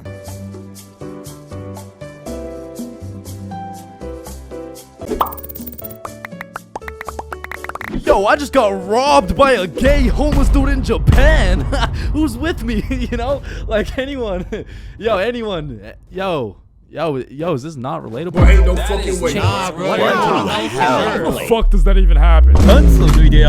Not again, bro. Now, I'm not gonna lie, Japan is one of the safest countries in the entire world, and apparently there's only 3,065 homeless motherfuckers in the entire country. So in order to get robbed by a homeless dude in Japan, you either need to be unlucky as fuck or just a complete dumbass. But way back when this story took place, I was a certified dickhead, bruh. At the time, I had the critical thinking skills of a newly born chimpanzee mixed with the spatial awareness of a fucking Joe Biden on top of the decision-making skills of Joe Biden's son. So with that being said, this story takes place way back a few weeks ago when me, Bob, and Billy hopped on a flight to Tokyo. And as soon as we arrived in the city, we started absorbing all that food, bro. Sushi, ramen, fucking cow testicles, you name it, we ate it. And after an entire week of decimating every last crumb of food in Tokyo, we thought, well, that was fun. I guess it's time to go home. Yeah, I guess so. And as we're ready to pack it up, we overhear a few people talking. Oh, hey, konnichiwa. we come from the United States of America. How do we go to Osaka? Yeah, man, Osaka has some of the best food in Japan. Just take this train right here and you're there. Wow, you're English. Very good. I'm from Washington, dipshit. Oh, I see. Washington dipshit. Is that Chinese or? Holy shit, did you hear that? Yeah, no, that guy's fucking clueless. No, I'm talking about Osaka. Apparently the food's even better over there. Oh shit, yeah, but don't you think we had enough food already? I mean, shit, we are in Japan. Fuck it, bro, let's go. So we hopped on the train and got off in Osaka. And like the certified fat asses me and the boys are, we were looking around for some food. And the moment we seen all-you-can-eat Wagyu beef for just 30 bones, we all knew what had to happen. We walked in that bitch and wasted no time. We were running through that meat like Tiana Trump in her prime. Cause sometimes we were burning the meat, sometimes we were taking it raw. But at the end of the day, the meat filled us up and made us happy. So we thanked the owner, left the shop, and headed back to our hotel. And man, I was full as hell. For like an hour, and then I was like, yo, who's trying to get some more food? The fuck? Bro, we just ate a whole goddamn cow. Yeah, we did. Like, we probably just canceled out the life work of 5 vegans in one sitting. Tight shit. And it's already like 8 p.m., bro. It's dark as hell. Well, I'm gonna go out anyways. You know why? Why? Cause we in Japan. Man, get your fat ass out this goddamn hotel. So I got my fat ass out the goddamn hotel and started walking around. And all I took with me was my phone, the key to the hotel, about $100 worth of yen, and a smile on my face, knowing I had never in my life been robbed by a gay homeless dude in Japan. But little did I know, all that was about to change on this wild ass Friday night. Now, if there's one thing I learned about Japan, is that everyone there is very kind, extremely polite, and a raging alcoholic. I'm talking they clock out of work at 6 p.m. and they clock into the bar at 6:02, and they don't leave until... I mean, shit, they don't leave until it's time to go back to work, bruh. Because the Japanese people work hard, but their liver works harder. But regardless, I'm casually walking through the city when I hear someone yell from across the street. Yo. So naturally, I'm like, yo. And they're like, come here. And I'm like, shit, okay. So I walk across the street and see 3 individuals posted outside this little bar shop thing like, yo, I'm Yuto. This is Emi. This is twin sister Shigo. Hey, it's my first day working here. Come inside, come inside. Shit, I don't know. I'm just trying to get some food somewhere tonight in Osaka. I don't know if it's like... You want Osaka fucking night food? Yeah, I mean, I guess I want Osaka fucking night food. Read the sign. Osaka fucking night food. Oh, okay, yeah, fair enough. Shit, I mean... know what? Come get shots. I pay. Shit, we in Japan. So they take me inside and everyone there is just happy as fuck. They got Rihanna playing on the speakers, dudes bringing out shots, and the chef was turning up so hard, dude started twerking, and damn, that boy was cooking. Bro, what? Shit, I mean, like, he was cooking with the food, like, man, fuck. But the vibes were just so good and inviting that I felt like I just got welcomed into this Japanese family. And so we all cheers and take the shots. And now I'm drinking, and I'm drinking with only one goal in mind, and that's to keep up with my newly found Japanese family. And so to prepare my stomach, I get me some Osaka fucking night food, and it was scrumptious. But as I'm slurping up this kebab, I see Emmy come back with 3 more shots, and she's like, you want one? Shit. We in Japan. So we take the shots, and I'm talking to Emmy, and one way or another, we start talking about our alcohol tolerance. Yeah, I'm not gonna lie, it takes a lot for me to get drunk. Not as much as me. Whoa, is that a bet? Yeah, it is.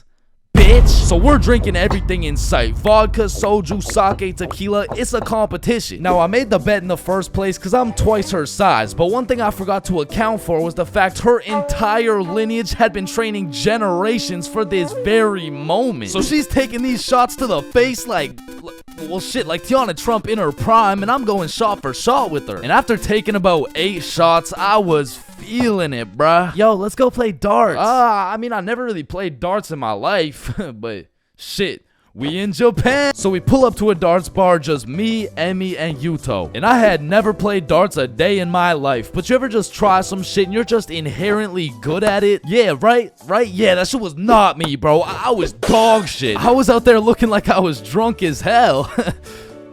I was drunk as hell, because in order to play, each person had to buy a soju. So now I'm about 12 shots deep, throwing darts, trying to hit a circle the size of a pea, while this little Japanese girl's pushing me and shit. Because to her, this was a game. To me, this was survival. Because every time you lose, you gotta take a shot. And if I keep taking shots like this, these shots about to start taking me, bruh. And sure as hell, I lost the first game. I took my shot, and Emmy's like, how drunk are you right now? And I can't let her know I'm losing this bet. So I'm in that bitch like, drunk? Nah. Shit, where I'm from, we brush our teeth with a bottle of Jack. Ah, okay, then loser takes 2 shots. Yeah, let's do it. So one thing leads to another. Now I'm 16 shots deep, and Emmy's like, I'm gonna go to the washroom. I'll be right back. And then Yuto's like, Yo, Chains, we must talk. oh shit, yeah, what's up? Now Yuto had a strong accent and very limited English, so it really went some like, Emi, bomburu. huh? Emi, have bomburu. Yo, Yuto, no, I don't speak Japanese, dog. No, Emi, use bomburu. Swipe left, swipe right. Bamburu. Oh shit, Emmy uses Bumble. Okay. Yes, and she text the Bumble guy. Come here. Oh hell nah, bruh. I'ma have to abort mission. Me too. You too? Hi, Emi, do you dirty? Fuck Emi. Oh shit, facts, let's dip. So we sneak away to the elevator and we're spamming the up button trying to leave, and this shit is just not coming, bruh. So we both peek around the corner to see if she's coming, and she notices us. Oh shit, guys, we're leaving? Yeah, we are leaving.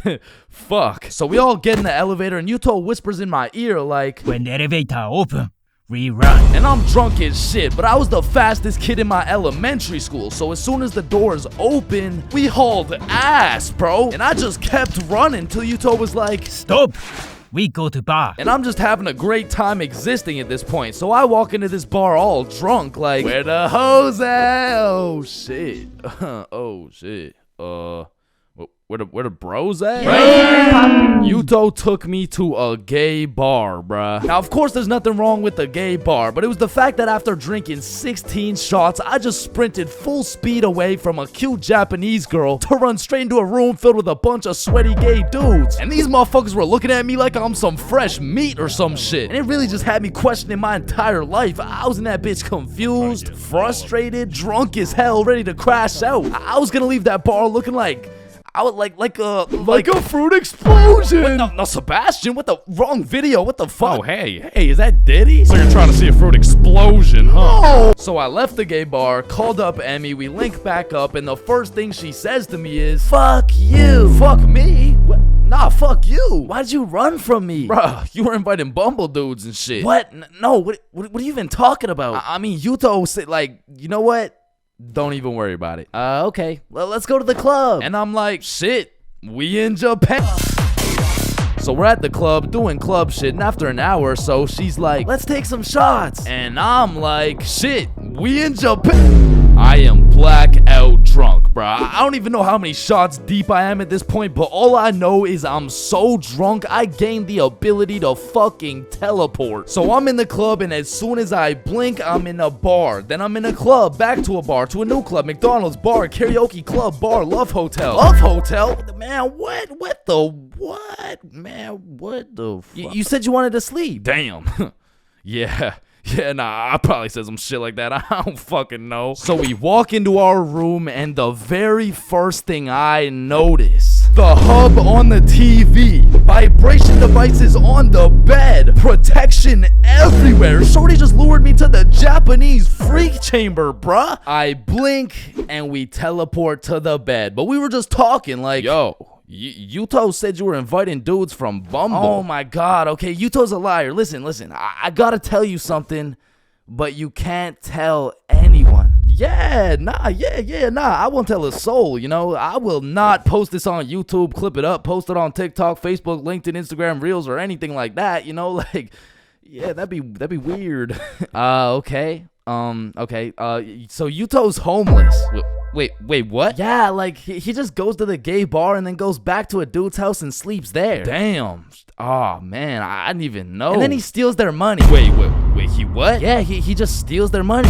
Wait, but it's just the gay dudes, right? Yeah, it's mostly just the gay dudes. I check my pockets. The money's gone. Fuck.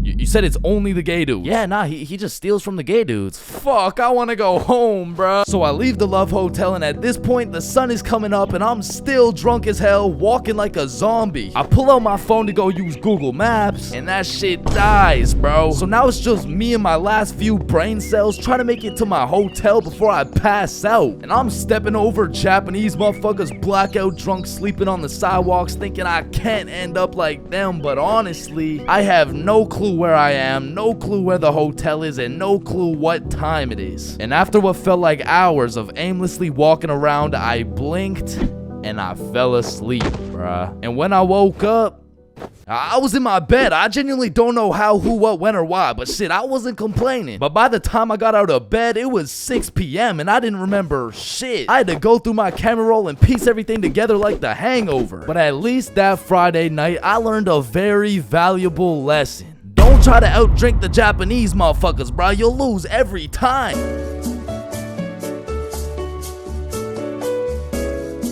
Imagine putting in hard work, time, and dedication into saving up for some new shoes. You go to Foot Locker and find the perfect pair. You try them on, you check them out, and you cop them.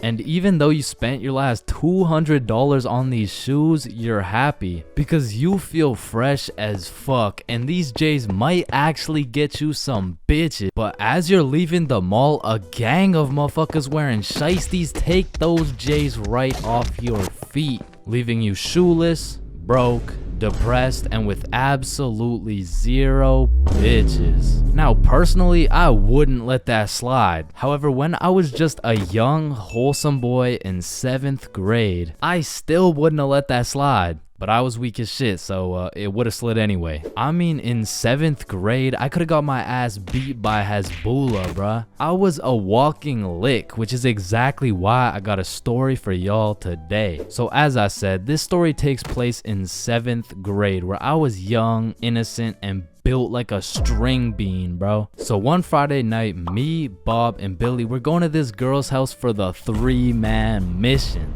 The plan was simple. There was 3 of us and 3 of them. We would put on a scary movie, and if everything went to plan, we would get some cheeks. Now, just earlier that day, I had copped some fresh ass Jordans, so I've got a little confidence boost as we walk up to this girl's house. So we knock on the door, they open it, and we go inside. Now we stuck to the plan. We put on some cheesy horror movie, and one thing led to another, and by the end of the movie, Bob had all 3 girls, bro, and me and Billy were in the corner playing Bloons Tower Defense. Don't ask me how this shit happened, I don't want to talk about it. So after hours of me and Billy straight fumbling, we all decided to go home. And although I was a little disappointed in my performance tonight, I put on my brand new uncreased Jordans and I remembered, damn, even Curry airballs sometimes. Now the bus route back to Bob's crib took 2 buses. So we hop on the first bus, it takes us to the next stop, and as we're getting off, we see the second bus we need drive right by us.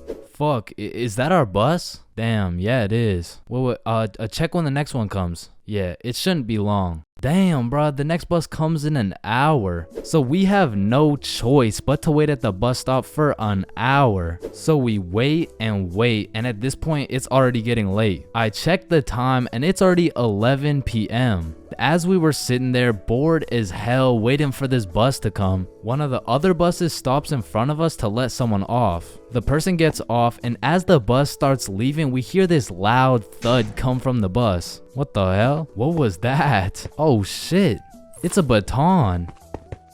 And as we're analyzing this baton that seems to have fallen out of the sky, some motherfucker wearing a shiesty walks up to Billy like, "Give me that shit," and straight snatch the baton out of Billy's hands. And Billy froze up. Bro was scared shitless, straight bamboozled. And the way the bus stop was set up was there was a main road, the bus stop, and behind the bus stop was a small hill with bushes on top. And when I say this shit looked like something out of a movie, I mean this dude wearing a shiesty walks back up to the top of the hill and a group of 5 other dudes walk out from behind the bush and they're shiestied up too, bro. They had to have been in at least grade 12, and to a 7th grader that is scary as fuck. And I was no genius, but as that group of shiesties came out of the bushes looking like a GTA 5 cutscene, I came to the consensus that they were up to no good. Yo, those Jordans are looking my size. And this was the moment I realized I was about to get my shit robbed.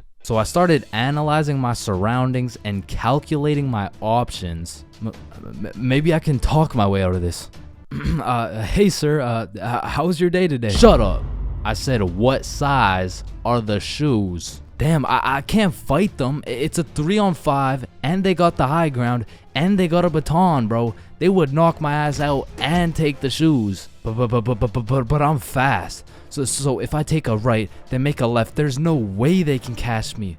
Wait, fuck, I can't run. I'd crease my Jordans. And just as I had ran out of options, Billy says the last words I would expect to come out of this man's mouth. Wait, Ethan? Yo, who the fuck? Oh shit, Billy. Oh, I didn't know it was you, bro. Man, Ethan, you had me scared for a second. Damn, man. My bad, pimp. My bad. No, you're good. How's your mom doing? Oh, yeah, she's doing good. Yeah, it's great to see you, man. Yeah, you too, bro. See you around. All right, peace out. Y'all, don't worry. I seen a kid over there with some new forces we could snatch. Oh, yes, sir. I bet. Man, he's a good dude. Nah, bro. He just tried to rob me. Who the fuck was that? Oh, that's my longtime homie Ethan.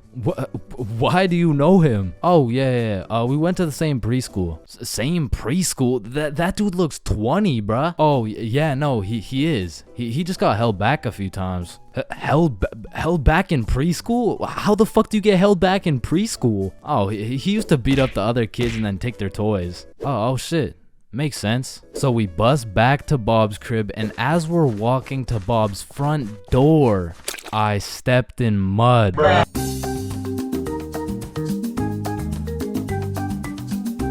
Yo, Chains, I'll pay you $5 if you pull that fire alarm right there. Oh, yo, run. Chains, do you know why I've called you into my office today? No. You see, that little stunt you pulled has led you to a 1-week suspension. God damn it. What does suspension mean? It means for the next week you are prohibited from coming to school. Fuck. What does prohibited mean? Chains, you can't come to school for the next week. Hold up, so you're telling me because I pulled the fire alarm I don't have to go to school for a week? Yes, it's a suspension. You are... Man, I got a love-hate relationship when it comes to getting suspended from school. Like, on one hand, shit, you just don't have to go to school. But on the other hand... Suspended? Oh, I'm about to suspend that ass. Ah, fuck. Ow. Shit.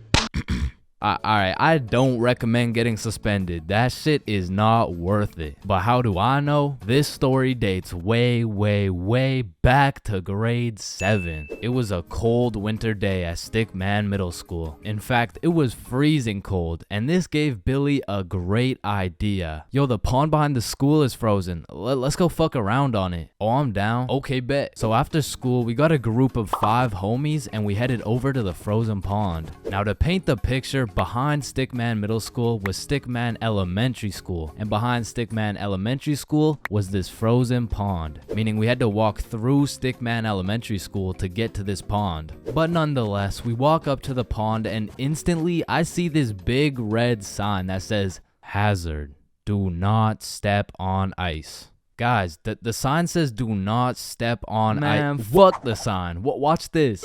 Oh shit, look, it's sturdy as fuck. Yo, fuck. And even though Billy's dumbass fell in, the ice was actually pretty sturdy. So you know, we're gliding around, eating shit, hitting the meanest ballerina spins you've ever seen, and eating shit. And we were having some good old harmless fun. In fact, our grade 7 selves were having the time of our lives on this frozen water. That is until... Oh, what do you guys think you're doing? We were just walking on the ice. Did you guys not see the sign? What sign? I could have swore I put a sign right here. Nope, no sign at all. There was no sign. I have no clue what you're talking about. Okay, but you guys have to get off the ice. Well, why? Nobody's getting hurt. Yeah, we're safe. Okay, it's your choice. You're gonna regret this. So we continued with our ice skating antics for approximately 10 more minutes, until the same lady came back up to the pond, but this time she was equipped with a Sony Alpha A7 mirrorless digital camera with the extendo lens. In other words, she was quite literally about to catch us in 4K. But at least she doesn't know what school we go to. Hey, what school do you guys go to? Not Stickman Middle School. Absolutely not. No, definitely not. Fuck, she knows. We had to think quick. How are we gonna smoothly get out of this situation without getting in trouble? So we called a boys' emergency meeting. We huddled up and discussed our best plans to get out of this situation. And after combining all of our genius grade 7 brains, we made the ultimate plan. If we started mooning the camera, it would then be illegal for her to take pictures of our middle school cheeks. I don't know how this became our best option, but regardless, we put the plan in motion. I mean, me personally, I got a little shy and kept my pants up, but some of the boys were out there going crazy, looking more caked up than Summer Rae. And after a little while, the lady must have decided it wasn't a great look to have a camera pointed at some 12-year-old cheeks, and she left. Which means the plan had worked flawlessly. Now the next day at school, I had completely forgot about it, to be honest. But strangely enough, while I was sitting in math class, I hear the little class phone start ringing. Hello? Oh yes, he's here. Oh, okay. Yeah, I'll send him your way. Thank you. Chains, Mr. Principal wants to talk to you. And at this point, I should have picked up on why I was being called to the office, but I had complete faith in our foolproof plan of mooning this stranger that the thought of being in trouble didn't even cross my mind. That was until I walked into the office to see every single one of the boys sitting in Mr. Principal's office. But mama didn't raise a snitch, so we started capping our asses off. So, what did you guys do after school yesterday? Nothing. I played Fortnite. I was doing a homework. Don't play stupid with me. I got a call from Mrs. Principal over at Stickman Elementary. So tell me, what were you doing on the pond yesterday? I wasn't there. It wasn't us. I don't know what you're talking about. I don't even know what a pond is. I see. Well, I've got evidence. And as he shows us this undeniable evidence, you can see this dude Billy's cheeks in the corner of one of the pictures. So I slowly look over at Billy, and he looks over at me.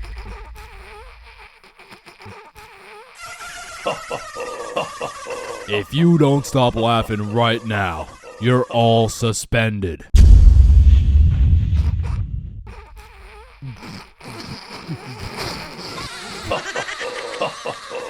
That's it. You're all suspended. And as I explained the situation to my mom, let's just say Mama Chains was not happy.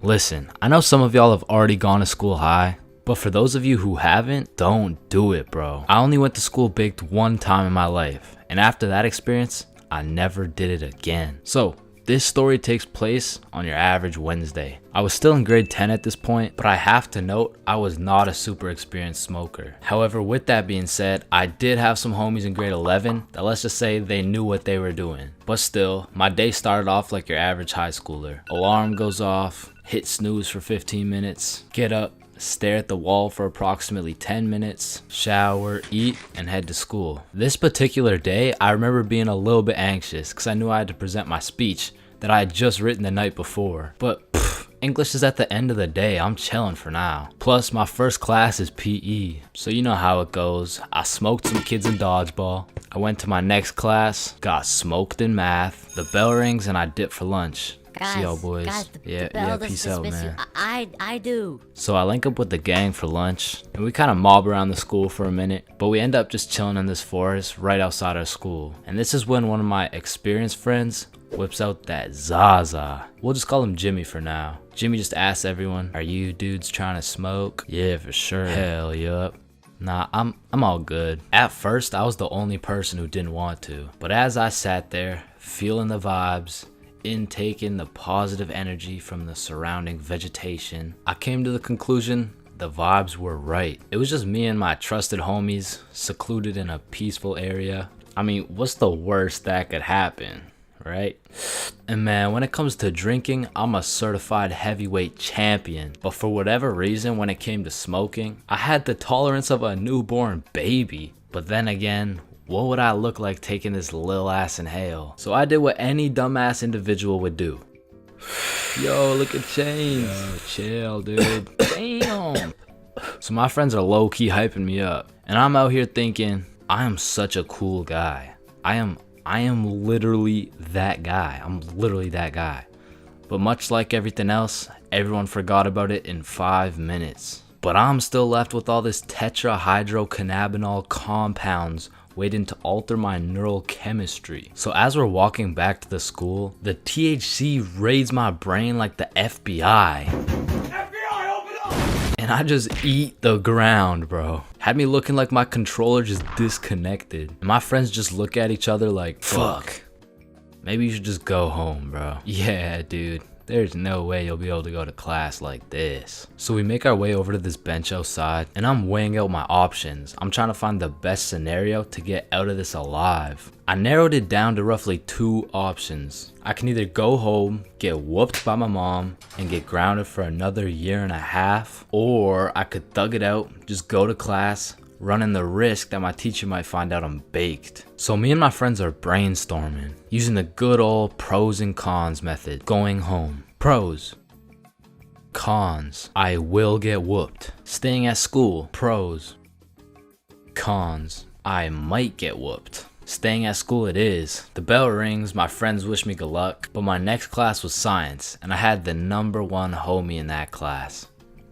Bob. So Bob is just being a W mans. He's absolutely carrying me in this group science experiment while I'm literally passed out sleeping on the desk. Bell rings, Bob wishes me good luck and dips. Now I'm all on my own, but I just got 1 more class. I'm almost done. What class do I even have again?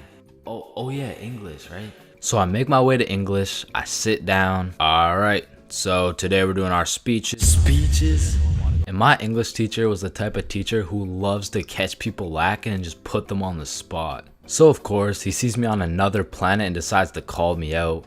Chains, how about you go first? I'm not prepared. Just get up there, bud. Okay. All right, whenever you're ready.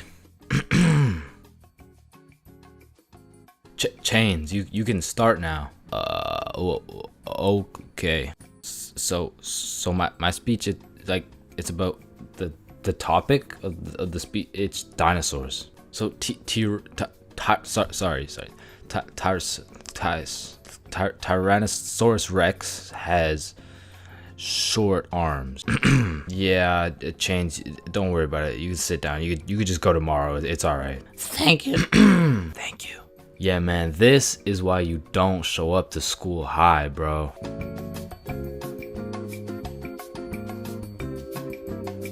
My first time eating magic mushrooms. Now this story takes place on a spooky Halloween night. And of course, when you're young, Halloween is about dressing up and getting candy from strangers. But as you get older, you grow to realize the true meaning of Halloween is to commit as many devious and malicious crimes in one night as humanly possible. Like when me and my homies first transformed from some young, innocent gentlemen into some unethical and deceitful delinquents, we planned out some criminal activities for our first teenager Halloween. Yo, trick-or-treating is for nerds. We're gonna drink alcohol and smoke grass. Whoa. Yeah. That is so teenager. So you know, we drink their drink and we smoked our grass. Man, I sure could fuck up some Reese's Pieces right now. Not gonna lie, some Skittles would be fire. Alright, fuck it. So we threw on last year's Halloween drip and shamelessly went trick-or-treating baked as fuck. Trick or treat. Aren't you guys a little bit old to be trick-or-treating? No, but we got our candy and we went back to Billy's crib and the munchies took over. I mean, we fucked that shit up so fast that we changed costumes and we spun the block. Trick or treat. Oh, didn't you guys already come here? No, there's a snake in my boot. So all Halloween, me and the gang pretty much just ate chocolate. But by the time next year rolled around, okay, this Halloween is going to be the best Halloween yet. But how can we top last year? Yeah, we already smoked grass and ingested alcohol well underaged. Cause I got these. This dude Billy whips out a handful of shrooms. And honestly, Billy didn't even need to convince us, cause me and Bob were trying to have the best Halloween ever. So we split it up and we all down a sizable amount of magic mushrooms for our first time. And let me tell you, there are many smooth ways to consume some magic mushrooms. One being the pizza technique, as well as the good old PB and Shrooms Sammy. However, we had smoked and we had drank before, but magic mushrooms were completely out of our expertise. So we just choked them shits down raw. And it was strange. It tasted like I just ate earth if earth was dry as fuck and like chewy. But about 20 minutes after eating the shrooms, Billy has a genius idea. Okay, hear me out. We go trick-or-treating, collect some candy real quick, and come back. So when these mushrooms hit, we can be eating good. Okay. Wait, then we need some costumes. Okay, I do have 3 costumes, but like just don't ask any questions, okay? Why do you have no questions, bro? Now let's go get this bag of candy. So we're mobbing around the neighborhood in some gangster Teletubby suits. And we roll up to the first house like, trick or treat. Oh, you guys are so cute. And we were banging out house after house. But after about 4 houses, I started to notice my Teletubby mitts were looking a little suspicious. But I didn't have time to think about the psychedelics that were potentially invading my brain because I had bigger priorities. Go cop some Halloween candy. Trick or treat. Trick or treat. Trick or treat. But as we walked up to the 8th house, I was undeniably tripping balls. Cause as I looked up at Bob, I just started uncontrollably laughing my ass off. And Bob's shrooms must have kicked in too, because we were both just hysterically laughing at each other for no reason. But then the door opened and I saw this tall ass bald dude with an unconceivably large smile on his face. I mean, the shrooms made it look like his smile was just unproportionately big, and I just assumed it was a Halloween mask. Man, I love your Halloween costume. What costume? Oh, holy shit. We need to get home ASAP. So we're making our way back home, tripping balls in our Teletubby costumes, and I'm just seeing the stars falling out of the sky. Then out of nowhere, Billy yells, "What the fuck is that?"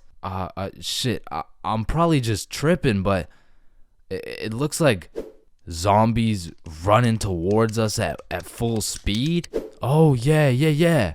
I see it too. Oh shit, we gotta run. So me, Billy, and Bob start booking it back to Billy's house. And I am hauling ass because there is no way I'm getting packed up by some zombies right now. And when I look back, I don't see some zombie costume. No, I see some real ass zombies, like bones sticking out, eyeballs look like they haven't blinked in centuries, and that shit just made me run faster. Cause to me, this was a life or death situation. I mean, in reality, it probably just looked like 360 We get back to Billy's crib. Holy shit, get in, get in. Lock it, lock it, lock it. And we were not taking any chances. I mean, we barricaded every single door in the entire house. And for a second, it was a horrible trip. I mean, I thought I was in the zombie apocalypse. But once we settled down, we were having the time of our lives, chilling and eating candy while tripping balls.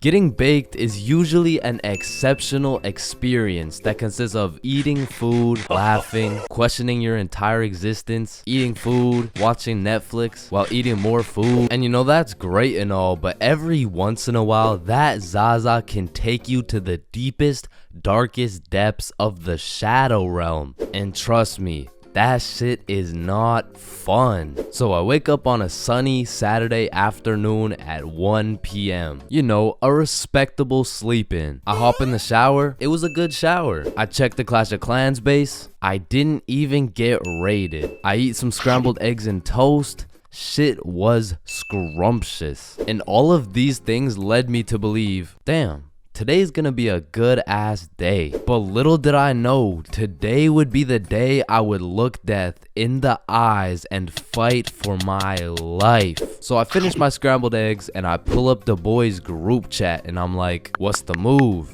And Bob's like, I don't know, let me check. So I'm like, okay, bet. There's no moves, bro. And because there was nothing to do, the boys and I would have no choice but to reside to the default move. Let's just smoke. Bet. I'm down. So the default move always takes place at the boys' home base, Bob's crib. Now, Bob's crib was the spot to be baked for many valid reasons. First of all, bro's basement was simply comfy as fuck. Couches on lock, blankets always ready with infinite pillows. And Bob's dog Walter was the fucking GOAT. But most importantly, Bob's cupboard was always stacked. I mean, this cupboard has enough food to feed a village. This cupboard has more snacks than 7-Eleven. And this cupboard had enough calories to be in a Nikocado avocado video. And that shit was perfect. Because god damn, when I get baked, I become a certified fat ass. So you know the drill. We roll up and got a joint in rotation.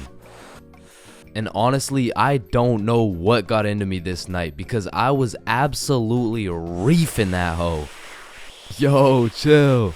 God damn. Fuck it. Let's roll another one. So we rolled up another J and I just simply could not be stopped. And I specifically remember asking, how high can I really get? And after about 30 minutes of me going bananas on these joints, I found the answer to my question. Pretty fucking high. I mean, I was beyond zooted. Like at that point, time was literally in slow motion. And it was one of those highs when your senses become extra sensitive. So I was just posted up in a blankie while munching on some pizza pops. And I was truly invested in those pizza pops. I mean, in that moment, I thought I was the pizza pop, bro. But once I finished the pizza pops, we all decided it would be a good idea to go for a walk. However, the moment I stood up, I started feeling peculiar. But regardless, we went outside and at this point, it was already dark. Because in the time we were smoking at Bob's crib, the sunny Saturday turned into a very cloudy, dark, and cold Saturday night. So Billy and Bob are walking towards this creepy looking forest and I'm like, alright, I think I'm too high to go into this forest, bro. Nah, don't worry. I've been in this forest a million times. I know it like the back of my hand. All right then. And as soon as we step into the forest, I start hearing shit, bro. Yo, did you hear that? Hear what? It sounds like someone's in the bushes. Nah, you're just baked as shit. So we continue walking for about 5 minutes, and out of nowhere it starts pouring. And this was really the point where everything shifted, because I was far too faded to be out in a dark, cold, rainy forest. So I'm like, alright, let's just go back to Bob's. Yeah, facts. I didn't know it was gonna be raining, but as we're walking back through the forest, I can undoubtedly hear something in the bushes. Okay, what the fuck was that? Oh shit, run! Oh hell nah. Bob and Billy start hauling ass, and scared as hell, I slowly turn around to see a fucking demon coyote pack looking at me like I'm lunch, bro. And this had to be because of the second joint, but for a moment, I looked this coyote dead in the eyes, and I saw death. I saw death, bro. And in that moment, I gathered all the functioning brain cells I had left to just run. And I couldn't see where I was going. I was just hauling ass. And when I looked back, all I could see was the devious coyote eyeballs staring into my soul. And the next thing I knew, I stepped in a pothole, and my trajectory completely changed from running away to eating shit, bro. And when I say falling felt like it was in slow motion, I mean I had to have been falling for 5 minutes. But once my face made contact with the ground, this is how I went out. I was about to get packed up by a pack of coyotes. As they approached, I was saying my goodbyes, but out of nowhere, I hear something in the distance. This motherfucker Bob drop kicks a coyote in the face. And it had to have been that Zaza that made these coyotes look so devious, because after Bob socked that jit in the face, they weren't so scary. I mean, they all just ran away and dispersed. They had me like, yeah, and don't come back, bitch. So we walk back to Billy's crib, and I'm still tweaking off those joints. I'm like checking behind me, checking beside me, checking the sky to make sure no evil crows pick me up and kidnap me. But we get back to Bob's crib, and I sit down on the couch, and just as I finally felt relieved, I get jump scared by Walter. Bro pretty much gave me a heart attack. I thought the coyotes had invaded Bob's crib to come and kill me, but it was just good old Walter coming to chill with the boys. So I got some more pizza pops, and we lived happily ever after.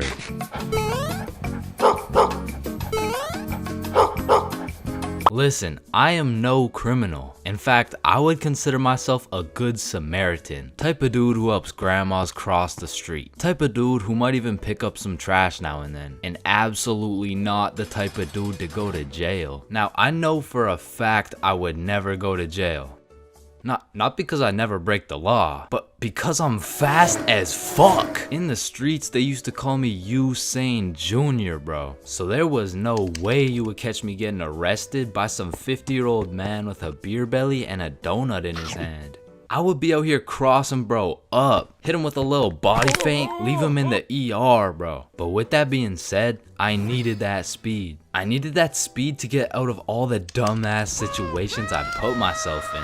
Cause I'm still no valedictorian, but back in grade 9, I was nominated stupidest dumbass, and all the runner-ups were my homies. So evidently we had some stupid ass ideas. Like I remember this one time we were all looking for something to do, and if you're from a small boring city like mine, you would know there's not many fun things to do besides smoke and break the law. So what did we do? We smoked, and then we broke the law. This story takes place at Billy's crib. So it's just me, Billy, and Bob. We're chilling playing PlayStation or whatever, and Billy's like, damn, I'm bored as hell. We should go do something. Yeah, facts. What's something fun we could do? Shit, we could have some girls over. We got no hoes, bruh. Holeless. Shit, I forgot about that. I mean, we could get some food. You got money? You're broke, bitch. Damn, you're right. Wait, we could smoke. You got grass? Yeah, I do actually. Oh shit, bet. So we all go outside, roll up the grass, and get baked. Then we go back inside and hop back on the PlayStation. Damn, I'm low-key still bored. Yeah, let's have some girls. You still have no hoes, bro. Fuck. I mean, we could have a bonfire. Oh shit, that's not a bad idea. Genius. So you think this is a good place? Nah, it's too out in the open. What about here? Nah, it's too close to the school. What about here? Oh shit, this is kind of nice. So we were looking around, we gathered up the best sticks to build the fire, and we set them up quite nicely. We lathered those bad boys in some gasoline, and apparently my high ass didn't know how fire and gas worked. So I leaned over the fire, and when I go to light it, for a second my life flashed before my eyes. So I quickly jumped back, but my friends and I are baked to perfection. So they're like, yo dude, are you good? Yeah man, I think so. Are my eyebrows still there? You never had eyebrows. Oh, okay. So we're all just staring at the fire in silence, thinking about random things. Damn, I need me a 4-piece Popeyes combo right now. The meaning of life, it must be to evolve and become the best person you can be. God damn, Bob's mom is so hot. And as we're just chilling, watching the fire, it was pretty much sending out a smoke signal, and anyone in the vicinity probably saw it. And soon we started hearing a siren in the distance. Guys, it's definitely just an ambulance. I mean, it's getting kind of loud, don't you think? No, we're chilling. Fuck, bro, I'm out of here. Yeah, I'm way too hot for this right now. So Billy and Bob just leave, and I'm thinking, they're just being some scaredy cats. They're gonna come back. It's literally just an ambulance. Right? Man, it's getting kind of close. Oh shit, they're definitely coming for me. And then the siren just stops. Oh, I guess they're not coming for me. And then I look behind me, and I make direct eye contact with 2 officers. My heart literally stopped. Oh, you're fucked. Hey! I grabbed the gas, and with all the adrenaline I had, I literally jumped on the fire, stomped it out, and hauled ass. Hey, get back here! I'm being chased by these 2 cops, and I am red-handed as fuck. I mean, I'm holding a liter of gasoline, a lighter, and the kush while I'm baked as hell running from these cops. And they were on my ass, bro, because let's be real, I could have outrun these fat asses any day of the week, but I'm at a major disadvantage here. Like, I have to run carrying the can of gas while I'm zooted, bro. So sheer speed was not gonna do it, but I had to get them off my tail, or else I was going to jail. So I take a sharp right, and then I'm faced with these 2 paths. I hit a quick left, and as soon as I get out of their sight, I slide into these bushes smooth as butter. And I was scared shitless. Man, I can't go to jail. I dropped the soap way too much for all that. Holy shit, they're right there. Where'd he go? We almost had him. And we would have had him too if your fat ass didn't eat so many damn donuts. Shut up, Robert. That's why Dave fucked your wife. As soon as it was clear, I booked it straight to Billy's house. Oh, guys, it wasn't an ambulance. No shit. And I think it's safe to say I was paranoid for the rest of the night. Yo, I really appreciate you guys, so I'm gonna be following back a bunch of people on my Instagram, so go check it out. Peace. Skipping class in high school is a slippery slope. Like, one day you can skip and it'll slide no problem. Like, oh, hey buddy, welcome back. We missed you. yeah. You skip 2 days, you're chilling. Hey, look who's back. Yeah. But when you go to class after skipping 3 days, all of a sudden shit is serious. Chains, why haven't you been here, huh? Well, you know, it was some family stuff. Oh yeah, family stuff. What family stuff? Well, I don't really want to talk about what family stuff. It was my grandma's funeral. Damn. But that is no reason to miss a test. And Lord forbid, if you miss a whole week, the school board turns into the FBI. Like, during the whole pandemic, one of my homies refused to go to any online classes. And one day he was enjoying his extended vacation while smoking up outside his crib. Next thing he knows, he's making direct eye contact with his science teacher while smoking grass. And because they started going FBI mode when you skip your classes, the homies discovered a top secret method so we could skip classes with 0 consequences. So when you would skip a class, the teachers would instantly hop on their laptops and whip up an email along the lines of, "Mrs. For real, are you aware that your son Chains has missed his science class today? If this is continued, Chains' grade will continue to drop, which might ultimately lead to him failing my class. Mr. Perkinson." Now, Mr. Perkinson would write these emails with the hopes of my mom reading them and then beating my ass. When it really went like, my mom would read it and she would politely ask me how my science class was today. I would cap my ass off and then she would proceed to beat my ass. And one day after I got my shit whooped, I was talking to the homie Bob. "Yo, we're going to Chipotle next class. You trying to come?" "Man, I don't know. I'm getting real tired of these ass whoopings, bro." "Ass whoopings? You're getting ass whoopings?" "Yeah, bro. Mr. Perk never fails to type up an email that results in the leather belt." "Oh, what? Nobody ever told you about the secret method?" "Secret method? Oh, you mean like wearing extra pants so the belt doesn't hit so hard?" "No, I'm talking about the secret method so Mr. Perkinsons can't email your mom."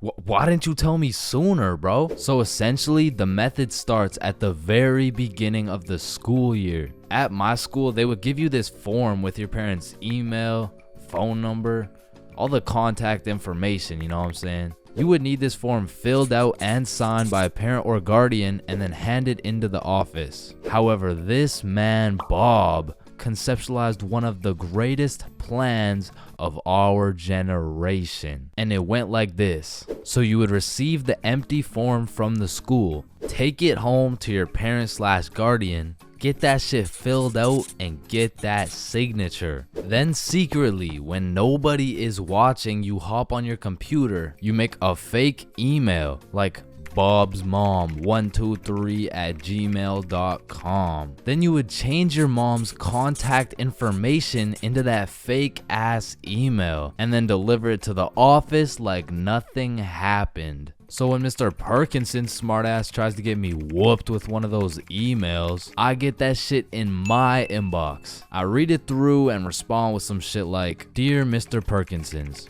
thank you very much for bringing this to my attention. I was unaware of my son's absence in pursuing his educational prowess. I will discipline him with a punishment that may or may not involve me whipping the absolute shit out of his tushy. Thank you, Mr. Perkinsons." And I already know this dude, Mr. Perkinsons, was reading that email like, "Oh, yup, he is definitely getting his ass beat tonight." Meanwhile, I was typing that shit up in bed while munching on some nachos. So you best believe I was abusing this newly found secret strategy. I mean, I was missing every other class, and it was just all sunshine and rainbows. But you know what they say, it's not all sunshine and rainbows. I mean, I really don't recommend using this strategy. And I'm not saying that to be some mature role model. I say that because there was one flaw in the strategy Bob forgot to tell me. And that was, as soon as my mom saw my report card with all those absences, god damn, she made up for every single beating I missed. For most of my life, I've known how to swim. But by that, I mean, if my life depended on it, I could swim from one place to another. I don't even know if swim is the right word. Like, if you saw me casually enjoying a little swim at the pool, you'd be like, does he need help? Like, is he drowning? I mean, like, I did take swimming lessons, but I quit at level alligator, bro. I never even made it to level 1. With that being said, this incident dates way back to when I was in grade 4. We were going on a field trip, and of course, it's to the pool. But I'm not stressing. I know I safely passed level penguin, so I should be chilling. My whole class and I walk into the entrance of the pool, but before anyone was allowed in the pool, they asked everyone if they knew how to swim. And I thought, we're in grade 4, there is no way somebody still doesn't know how to swim. And just as I presumed, nobody needed a life jacket. So me and the gang are swimming around, you know, jumping off the diving boards. Fun stuff for a grade 4 field trip. But after about an hour, my friends and I are just chilling in the deep end. And that's when I see a kid in my class named Ben on some floaty things coming in our direction. A little backstory about Ben. For as long as I can remember, this dude has been on my nuts. So when I saw this dude coming in my direction, I assumed he just wanted to say hi or something. But as he made his way towards me, I could tell he was struggling. So I swim over to help him out. Oh, hey Ben. How are you? This kid jumps off the floaty thing onto me. And this man has the meanest grip on me. Pause. Well, this shit had to be some sort of attempted murder, bro, because he had me in a chokehold and his legs were wrapped around my arms. But they did not prepare me for this shit level alligator. So instantly I start sinking and I hit the bottom of the pool. Keep in mind, Ben is chilling on top of me with his head out of the water this whole time. So I jump off the bottom of the pool just enough to get my head out of the water for a few seconds. Ben, get off me. And when I look up, I see this dude Ben with the straightest face in the world. Like this motherfucker has no clue I'm out here fighting for my life. And he says in the most monotone voice, "I can't swim." Ah, hell nah. I'm trying to fight him off me, but keep in mind my arms are tied up. So I gather all the strength out of my skinny ass grade 4 legs and I jump just enough to get my head out of the water again. Lifeguard, help! Oh, you guys, stop playing around in the pool. That's it. I'm fucked. I'm dead. And out of sheer anger, I decide, fuck it. If I'm dying, you're dying with me. I duck as far as I can under the water so both me and Ben can't breathe. But I'm running out of air. I start to get lightheaded. Man, that's crazy. This is really how I die, huh? And just as I had lost hope, my main man Bob comes in on some Superman shit, pulls Ben off me and swims me over to the shallow end. I cough up some water, but eventually I catch my breath. So that's the story of how I almost died. And it's also the story of why I owe my life to Bob. Listen, most of us have been high before, and most of us have also been drunk before, but it truly takes one determined, perseverant, curious, and brave dumbass to be high and drunk at the same time, which perfectly describes your boy way back in grade 7. See, this story is crazy because I had never been high or drunk before this incident. And all at once, I turned from just a young, innocent boy into the low IQ human I am today. So, it was grade 7 and my school had just got out for spring break. The boys and I had already planned out a little get together for one of our friends' birthdays. So after school, me and the boys link up. We go and clean up our friend Billy's house, cause you can't throw a birthday function in a dirty house. And it was dirty, bro. So by the time we were done cleaning, it was already about 7:30. So that meant everyone started to show up. So the boys and I started doing your average middle school activities. By that I mean we're wrestling, we're breaking stuff, and the girls were just posted on the couch. Cause what are we supposed to do? Talk to them? Hell nah. But eventually we got tired of throwing each other around. So we're all sweaty and shit and we sit down on the couch, leaving at least 1.5 meters between us and the girls, of course. And we just sat there. But then out of nowhere, Billy's like, "I got a brownie." And I'm over here thinking, the fuck? The hoes don't care about your brownie, bruh. But then Billy started to elaborate. "Guys, this is no ordinary brownie. I stole it from my uncle's do not eat cabinet. And he says they're magical." Oh, he probably means they're magically tasty. I need a bite of that. Does anyone want a piece? Yeah, I'll try one. Yeah, sure, I want some. I mean, I am kind of hungry. Please. So everyone has their piece and they're kind of building up the suspense. Like, "Are you guys ready? Are you sure we should do this?" And I'm still clueless. I'm over here thinking, It's a brownie. What's the big deal? The fuck? This brownie isn't magical. This shit tastes like ass. Oh, Chains, how do you feel? I feel like I just ate some dog shit, bruh. I'm gonna keep it a stack. Your uncle needs a new baker for real. No, Chains, it's not about the taste.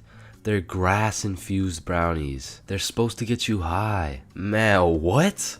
I feel like this is the kind of thing you're supposed to say before I downed it. So everyone eats their piece of brownie and then continues to sit in awkward silence for like the next 2 hours. But then the brownie starts to hit. People are dropping like flies. And eventually everyone felt it except me. And they're just doing high stuff like eating all the food in the kitchen, watching Netflix documentaries. But for me, the brownie still hasn't hit. And Billy notices that I'm sober and he's like, wait here. Bro goes into his mom's liquor cupboard and pours out unholy amounts of vodka and just hands me the cup. Keep in mind, I had never drank before, so I have no clue whether or not this is a lot. So I literally chugged the whole thing. Looking back, it had to have been at least 5 shots all at once. But man, I had no clue. So I'm just sitting there chilling on the couch, waiting for something magical to happen. And I start to think, maybe I'm just invincible. Like nothing can affect me. It all hit at once. The brownie and the vodka was out here running combos on me like John Cena and Randy Orton. And bro, something in that brownie changed my settings and enabled third-person perspective. It was the weirdest feeling. It was like I was watching myself on a movie, but like I was in the movie. Bro, I don't know. And apparently it also gave me the ability to teleport. Because I swear, when I blinked, I teleported from Billy's crib to the front of a McDonald's line. And listen, I have no clue what happened in between that time, but I had no business being in a public setting right now. Hi, what can I get for you? Sir, can I help you? Yeah.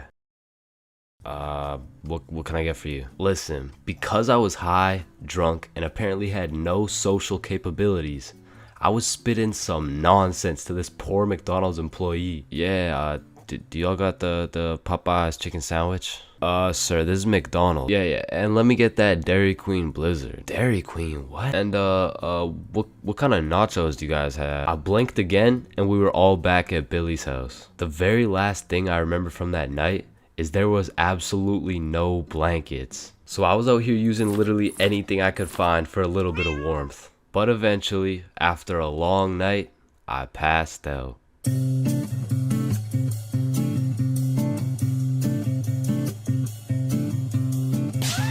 Man, smoking too much, greening out, ODing on the devil's lettuce. Whatever you'd like to call it, many of us have been there at least once in our lifetime. And man, I'll be the first to say it is not fun. But I do actually have a funny story about my first time greening out. I mean, it's funny now, but when it happened, I was shitting myself. So this story dates way back when I was just a young jit. I was still in 8th grade. And man, don't ask me why, but it takes place on a Thursday on a school night. Alright, so it's a Thursday at 7 p.m. My friends and I are just headed to this girl's house. We'll call her Mary. So when me and my friends arrive at Mary's house, I quickly find out her dad is pretty chill. Yo, what's up?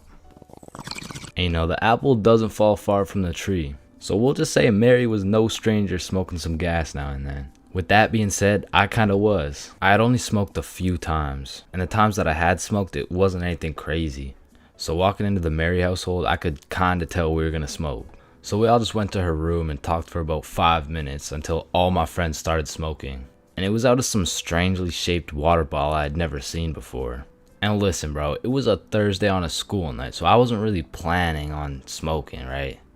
But when you're in middle school, peer pressure just hits differently, bro. So there my dumbass was on a Thursday night using this weirdly shaped water bottle for the first time, knowing that I had a curfew of 9 o'clock. And I just instantly started coughing. I was definitely the least experienced out of all my friends, so I remember my homies were kinda helping me out. Especially my homie Bob. Bob brought me some water and told me to let him know if it hits too hard. I told him yeah for sure, but I'm pretty sure I'm chilling. Because it had already been a few minutes at this point and it was safe to say I didn't feel anything. And after 10 minutes I remember thinking, alright bet, I'm definitely good by now. I probably just didn't have enough to actually get me high. So shit, maybe I can make it back for my 9 o'clock curfew after all. That shit hit me like Mike Tyson in his prime, bro. I don't know why no one told me this new device would have me slumped like Nate Robinson, but it's already too late at this point. My vision started to get choppy. It's like I was running 30 frames per second in real life. And of course, the dry eyes starts to kick in, and I just get really hot out of nowhere. And I guess at this point, Bob could just see the panic in my face. So Bob was like, come with me, and he brought me to the bathroom. And bro was prepared. He threw down a pillow and a blanket and was just like, you're gonna be alright, bro. And as he leaves me in the dark in the bathroom, I can hear from the other room, he's definitely greening out. He's greening? Nah, not Chains. No, my boy. Rest in peace. Rest in peace? Bro, am I about to die right now? But to be honest, my brain was way too fried to even care. The effects were getting worse by the minute. And as I laid there in the dark on Mary's bathroom floor, I felt my soul leave my body. I was just flying around space and, you know, traveling through the galaxy and shit. But I'm brought back to life because I felt my phone buzzing. And when I woke back up, I had no clue where I was. And then when I looked in the mirror, who the fuck is this guy? Well, I was out here putting the pieces together, trying to figure out who I am. Bob hits me with another, come with me. I got a ride so we can get you back home. But you have to act normal, okay? Okay, just get in the car. It was his older sister driving. And when I got in the car, I was stressing. Act cool, bro. Act cool. Hi, how are you? I'm not high. Fuck, she knows. And the rest of the ride was just pretty much silent. I got out of the car and I stumbled all the way over to the front door. At this point, I was praying my mom was asleep. So I called my brother to open the front door. What's up? Door. At this point, I'm malfunctioning. I'm trying to explain what is happening to my brother, and it pretty much just went like this. Bro, is mom awake? Bro, holy, you're gone, bruh. I'm sorry, but this is the only way, huh? What the hell, bruh? I'm not gonna lie, the smack low-key woke me up a little bit. But still, I was way too big to be saved. But at least mom isn't awake. Chains, get up here right now. I'm fucked. The jig is up, bro. I slowly walk up the stairs to my inevitable doom. Still high off my ass, I walk into my mom's room and seal my fate.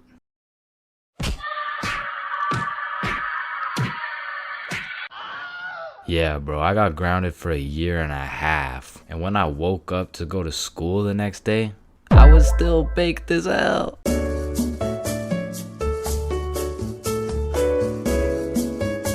If you saw this video, you would know my mom has caught me lacking baked beyond belief before. And after that experience,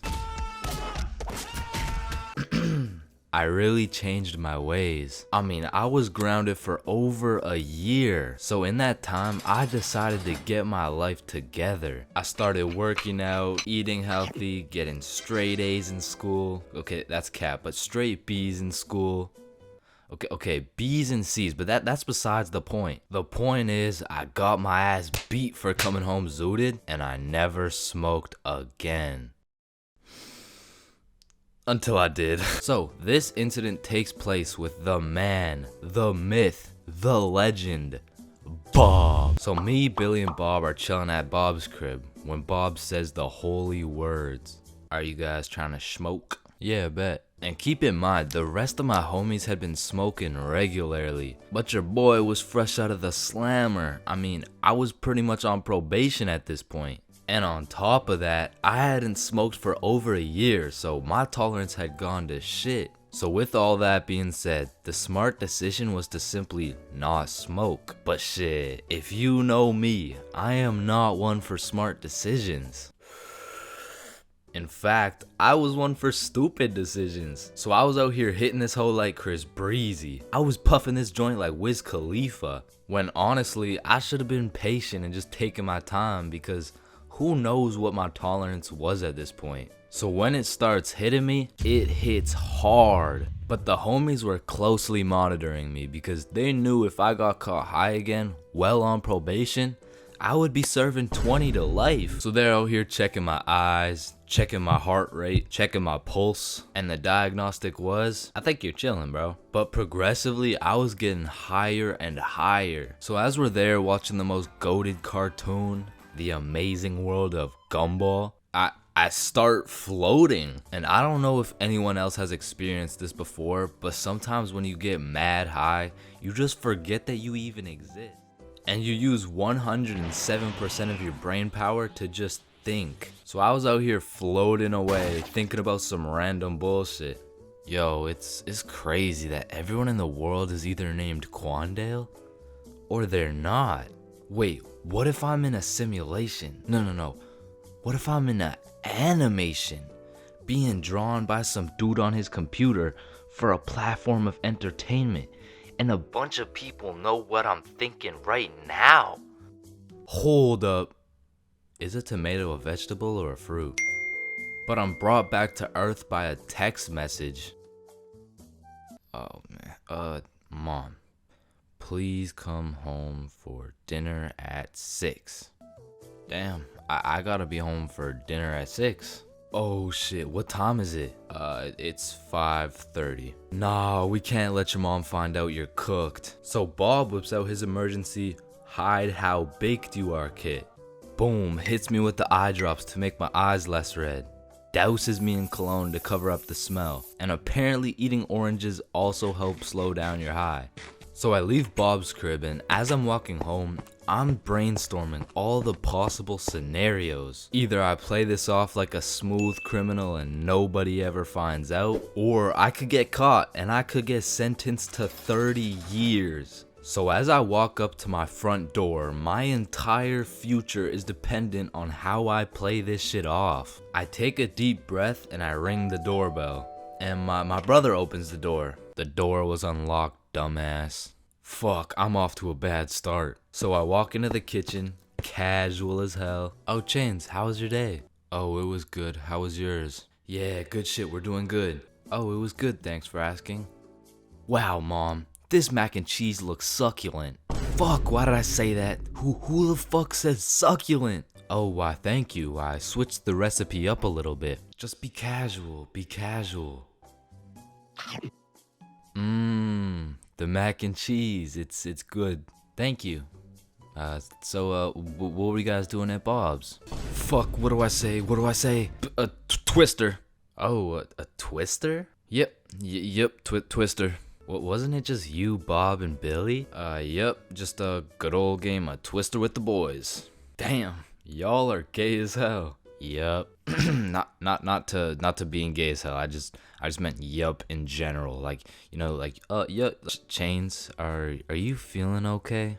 Oh fuck. She knows. What do I do? A little word of advice. Whenever you're in one of these situations, just cap and say you're tired. Like, it works for everything. Are you high? No, I'm just tired. Damn, bro. Are you depressed? No. I'm just tired. Help! I'm drowning! No, I'm just tired. So while I was backed into a corner, I was pretty much on trial facing life. I just used the good old, no, I'm just really tired. I couldn't get much sleep last night. Actually, I think I could even take a nap right now. But thank you very much for dinner. And call me Michael Jackson, cause your boy was a certified smooth criminal. And I moonwalked my high ass all the way into a nap. And god damn, that nap hit.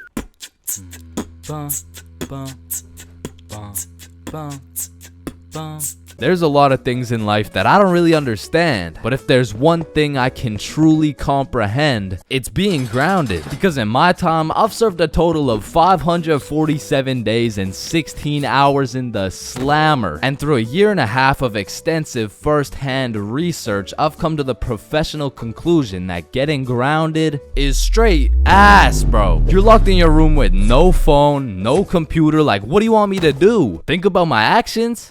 Hell nah. Being grounded had a young me doing the stupidest shit ever, bro. Like, I was popping handstands, hitting my head against the wall, playing with the door stopper thingy. Shit, I got so bored, I even read a few pages of a book like an absolute nerd. And now that I think about it, Percy Jackson and the Battle of the Labyrinth was actually a spectacular read. Now listen, there's only one thing worse than being grounded, and that's being falsely imprisoned for life. Well, now that I think about it, there's a lot of things worse than being grounded, but one of which is being grounded during summer, bro. There's something about being able to hear all the happy children, the ice cream trucks, your homies having fun, the hoes throwing rocks at your window, asking you to come outside, or you just cry yourself to sleep because there never was any hoes throwing rocks at your window asking you to come outside. It's just you, your Percy Jackson books, some used toilet paper, and the existential thoughts in your head questioning if it's even worth it. And listen, I'm sure everyone can pick up on the fact that I'm a really intelligent dude. Smart all around, really, but trust me when I say I wasn't always this smart, bro. In fact, in kindergarten, my dumbass fully believed with my whole heart that being grounded meant your parents would just dig a decent sized hole in your backyard, toss you in, and bury you alive for the time being. And so I'm sure you could imagine my surprise when my OG friend of 5 days said, yeah, I got grounded for 2 whole weeks. Holy fucking shitballs, dude, are you okay? No, man, it's really hard. I didn't get to touch any of my toys or anything. Damn, how long ago was that, man? Oh, I'm still grounded. What? No, you're not. Yeah, dude, I'm grounded right now. No, the fuck you're not. And I wouldn't truly find out what being grounded was until 7 years later. I was in grade 7. It was a beautiful sunny summer day at approximately 11 a.m. and me and the boys were freely roaming our city. Little did I know, we wouldn't be free for long. And as the boys and I roamed the city looking for a move, one of Bob's girls calls him up and is like, okay, so my friend Becky is in Hawaii for a few days with her family, and she said I could bring you over. And just like that, Bob could have wrapped it up and claimed some cheeks. But the boy Bob was never one to leave the homies behind, so not only did he convince his girl to let us come, but he went above and beyond. He got his girl to bring some of her friends over too. And now we're hyped because we had now located the move, and quite a marvelous move if I do say so myself. Now keep in mind, all of us knew Becky and had been to Becky's house many times before, but Becky was all the way in Hawaii, so she had no clue about the marvelous move about to take place at her own crib. But regardless, me and the homies walk into Becky's crib and they low-key got a little get together in the works. I see Bob's girl, I see Bob's girl's friends, and then I see a mutual friend of mine named Dennis. And he brought his girl. Now, a little backstory about Dennis. Dennis was 2 years older than me, making him in high school. And to be fair, from grade 7 to high school is a colossal difference. Dennis was taller, had a more developed frame, and Dennis even had some facial hair in progress. The amount of facial hair that put my peach fuzz to shame. And to put it quite simply, Dennis was a menace. But regardless, that's my homie's homie, so I walk up and dap him up. And then everyone heads over to Becky's room. Now keep in mind, Becky had simply invited Bob and Bob's girl to come over, and somehow we ended up being 8 people deep in that joint. And so that means technically the other 6 of us were straight trespassing. So we were all chilling in Becky's room, chopping it up for a good hour and a half until eventually people start exploring her house. Now in Becky's room, it was just me, Bob, Bob's girl, and Bob's girl's friend named Lily. And so we're all just talking until I hear someone yell from the room down the hall, "Yo, Chains, get in here right now!" And I don't know exactly what I was expecting to see as I walked into that bathroom, but it was absolutely not seeing Dennis drop a condom filled with water on Billy's head. And of course I laughed because that's comedy gold right there, but it also made me realize maybe we shouldn't be here dropping condoms on each other's heads. But who was I to tell Dennis what to do? He had facial hair, so he was practically a grown man to my standards. So I just turned around, went back to the room, and continued chilling with Bob. And as we talked, the music progressively got louder and Dennis progressively became more of a menace. And it had got to the point where the speakers were booming and Dennis was lobbing condom water balloons off Becky's balcony. And then one time, Dennis either almost hit or just missed Becky's neighbor with one of these condom water balloons. So this grown man looks down at a condom that seems to have fell from the heavens. Then he looks up and sees Dennis scrambling inside the Becky's crib with the speakers blasting music. And then he continued on his way. And we were all just having a fantastic time in Becky's room until we hear the downstairs door swing open. And we all absolutely shit our pants and run onto the balcony. Hey, I just texted the family who lives here and they said no one is supposed to be in the house. Everyone needs to leave right now or I'm calling the cops. And that's exactly what we did. No messing around, we were out that hoe. And we all went to Bob's girl's house for an emergency meeting because we were all scared as fuck. And now Bob's girl and Becky are texting and Becky's like, my parents are pissed. They want to talk to everyone's parents and they know how many people were there. So we all devise a foolproof plan. Okay, we give Becky our phone numbers, tell it's our parents' phone numbers, and we act super disappointed in our children. We all agreed on this plan and the emergency meeting was dismissed. And over the next few days, we all got texts from a very unhappy Becky's father, who made sure to specify the amount of condoms that were found in the bathtub. We all respond with some bullshit along the lines of, Hello, Mr. Beckerson. I'm very sorry to hear about the inconsiderate acts of Chains and how he's invaded your home. Rest assured, Chains will feel the wrath of this thick leather belt as it repeatedly beats against his cheeks to discipline him for his heinous actions. Thank you for bringing this to my attention. But come to find out, Lily's dumbass responded with some shit like, Dear Mr. Beckerson, thank you for letting me know, but Lily did nothing wrong as she didn't know she wasn't allowed there. Plus, she didn't even make a mess or anything, on God. Put some respect on my daughter's name. Period. And just like that, our foolproof plan got fucked. And Becky's father texted each of us saying, You are coming to the house at 3:15 p.m. today or I'm calling the cops. And shit, looking back, Becky's father was most definitely bluffing. Like, say I didn't go, what was he gonna tell the cops? 911, what's your emergency? Hey, there was 8 kids who invaded my home 3 days ago. Okay, sir, did they break in? No, no. My daughter gave them the key. Sir, why the fuck are you calling 911? There was condoms in the bathtub. But like I said, I wasn't very smart and I didn't have the brain capacity to think that far ahead. So everyone shows up to the house and Becky's father sits us down and makes each of us individually call our parents and explain what we had done. And I went first. Hey mom, so I went to Becky's house the other day, but she was in Hawaii and I wasn't really invited. And there was condoms in the bathtub. Needless to say, we all got our shit whooped and I received my very first grounding with the sentence of 1 month in the slammer.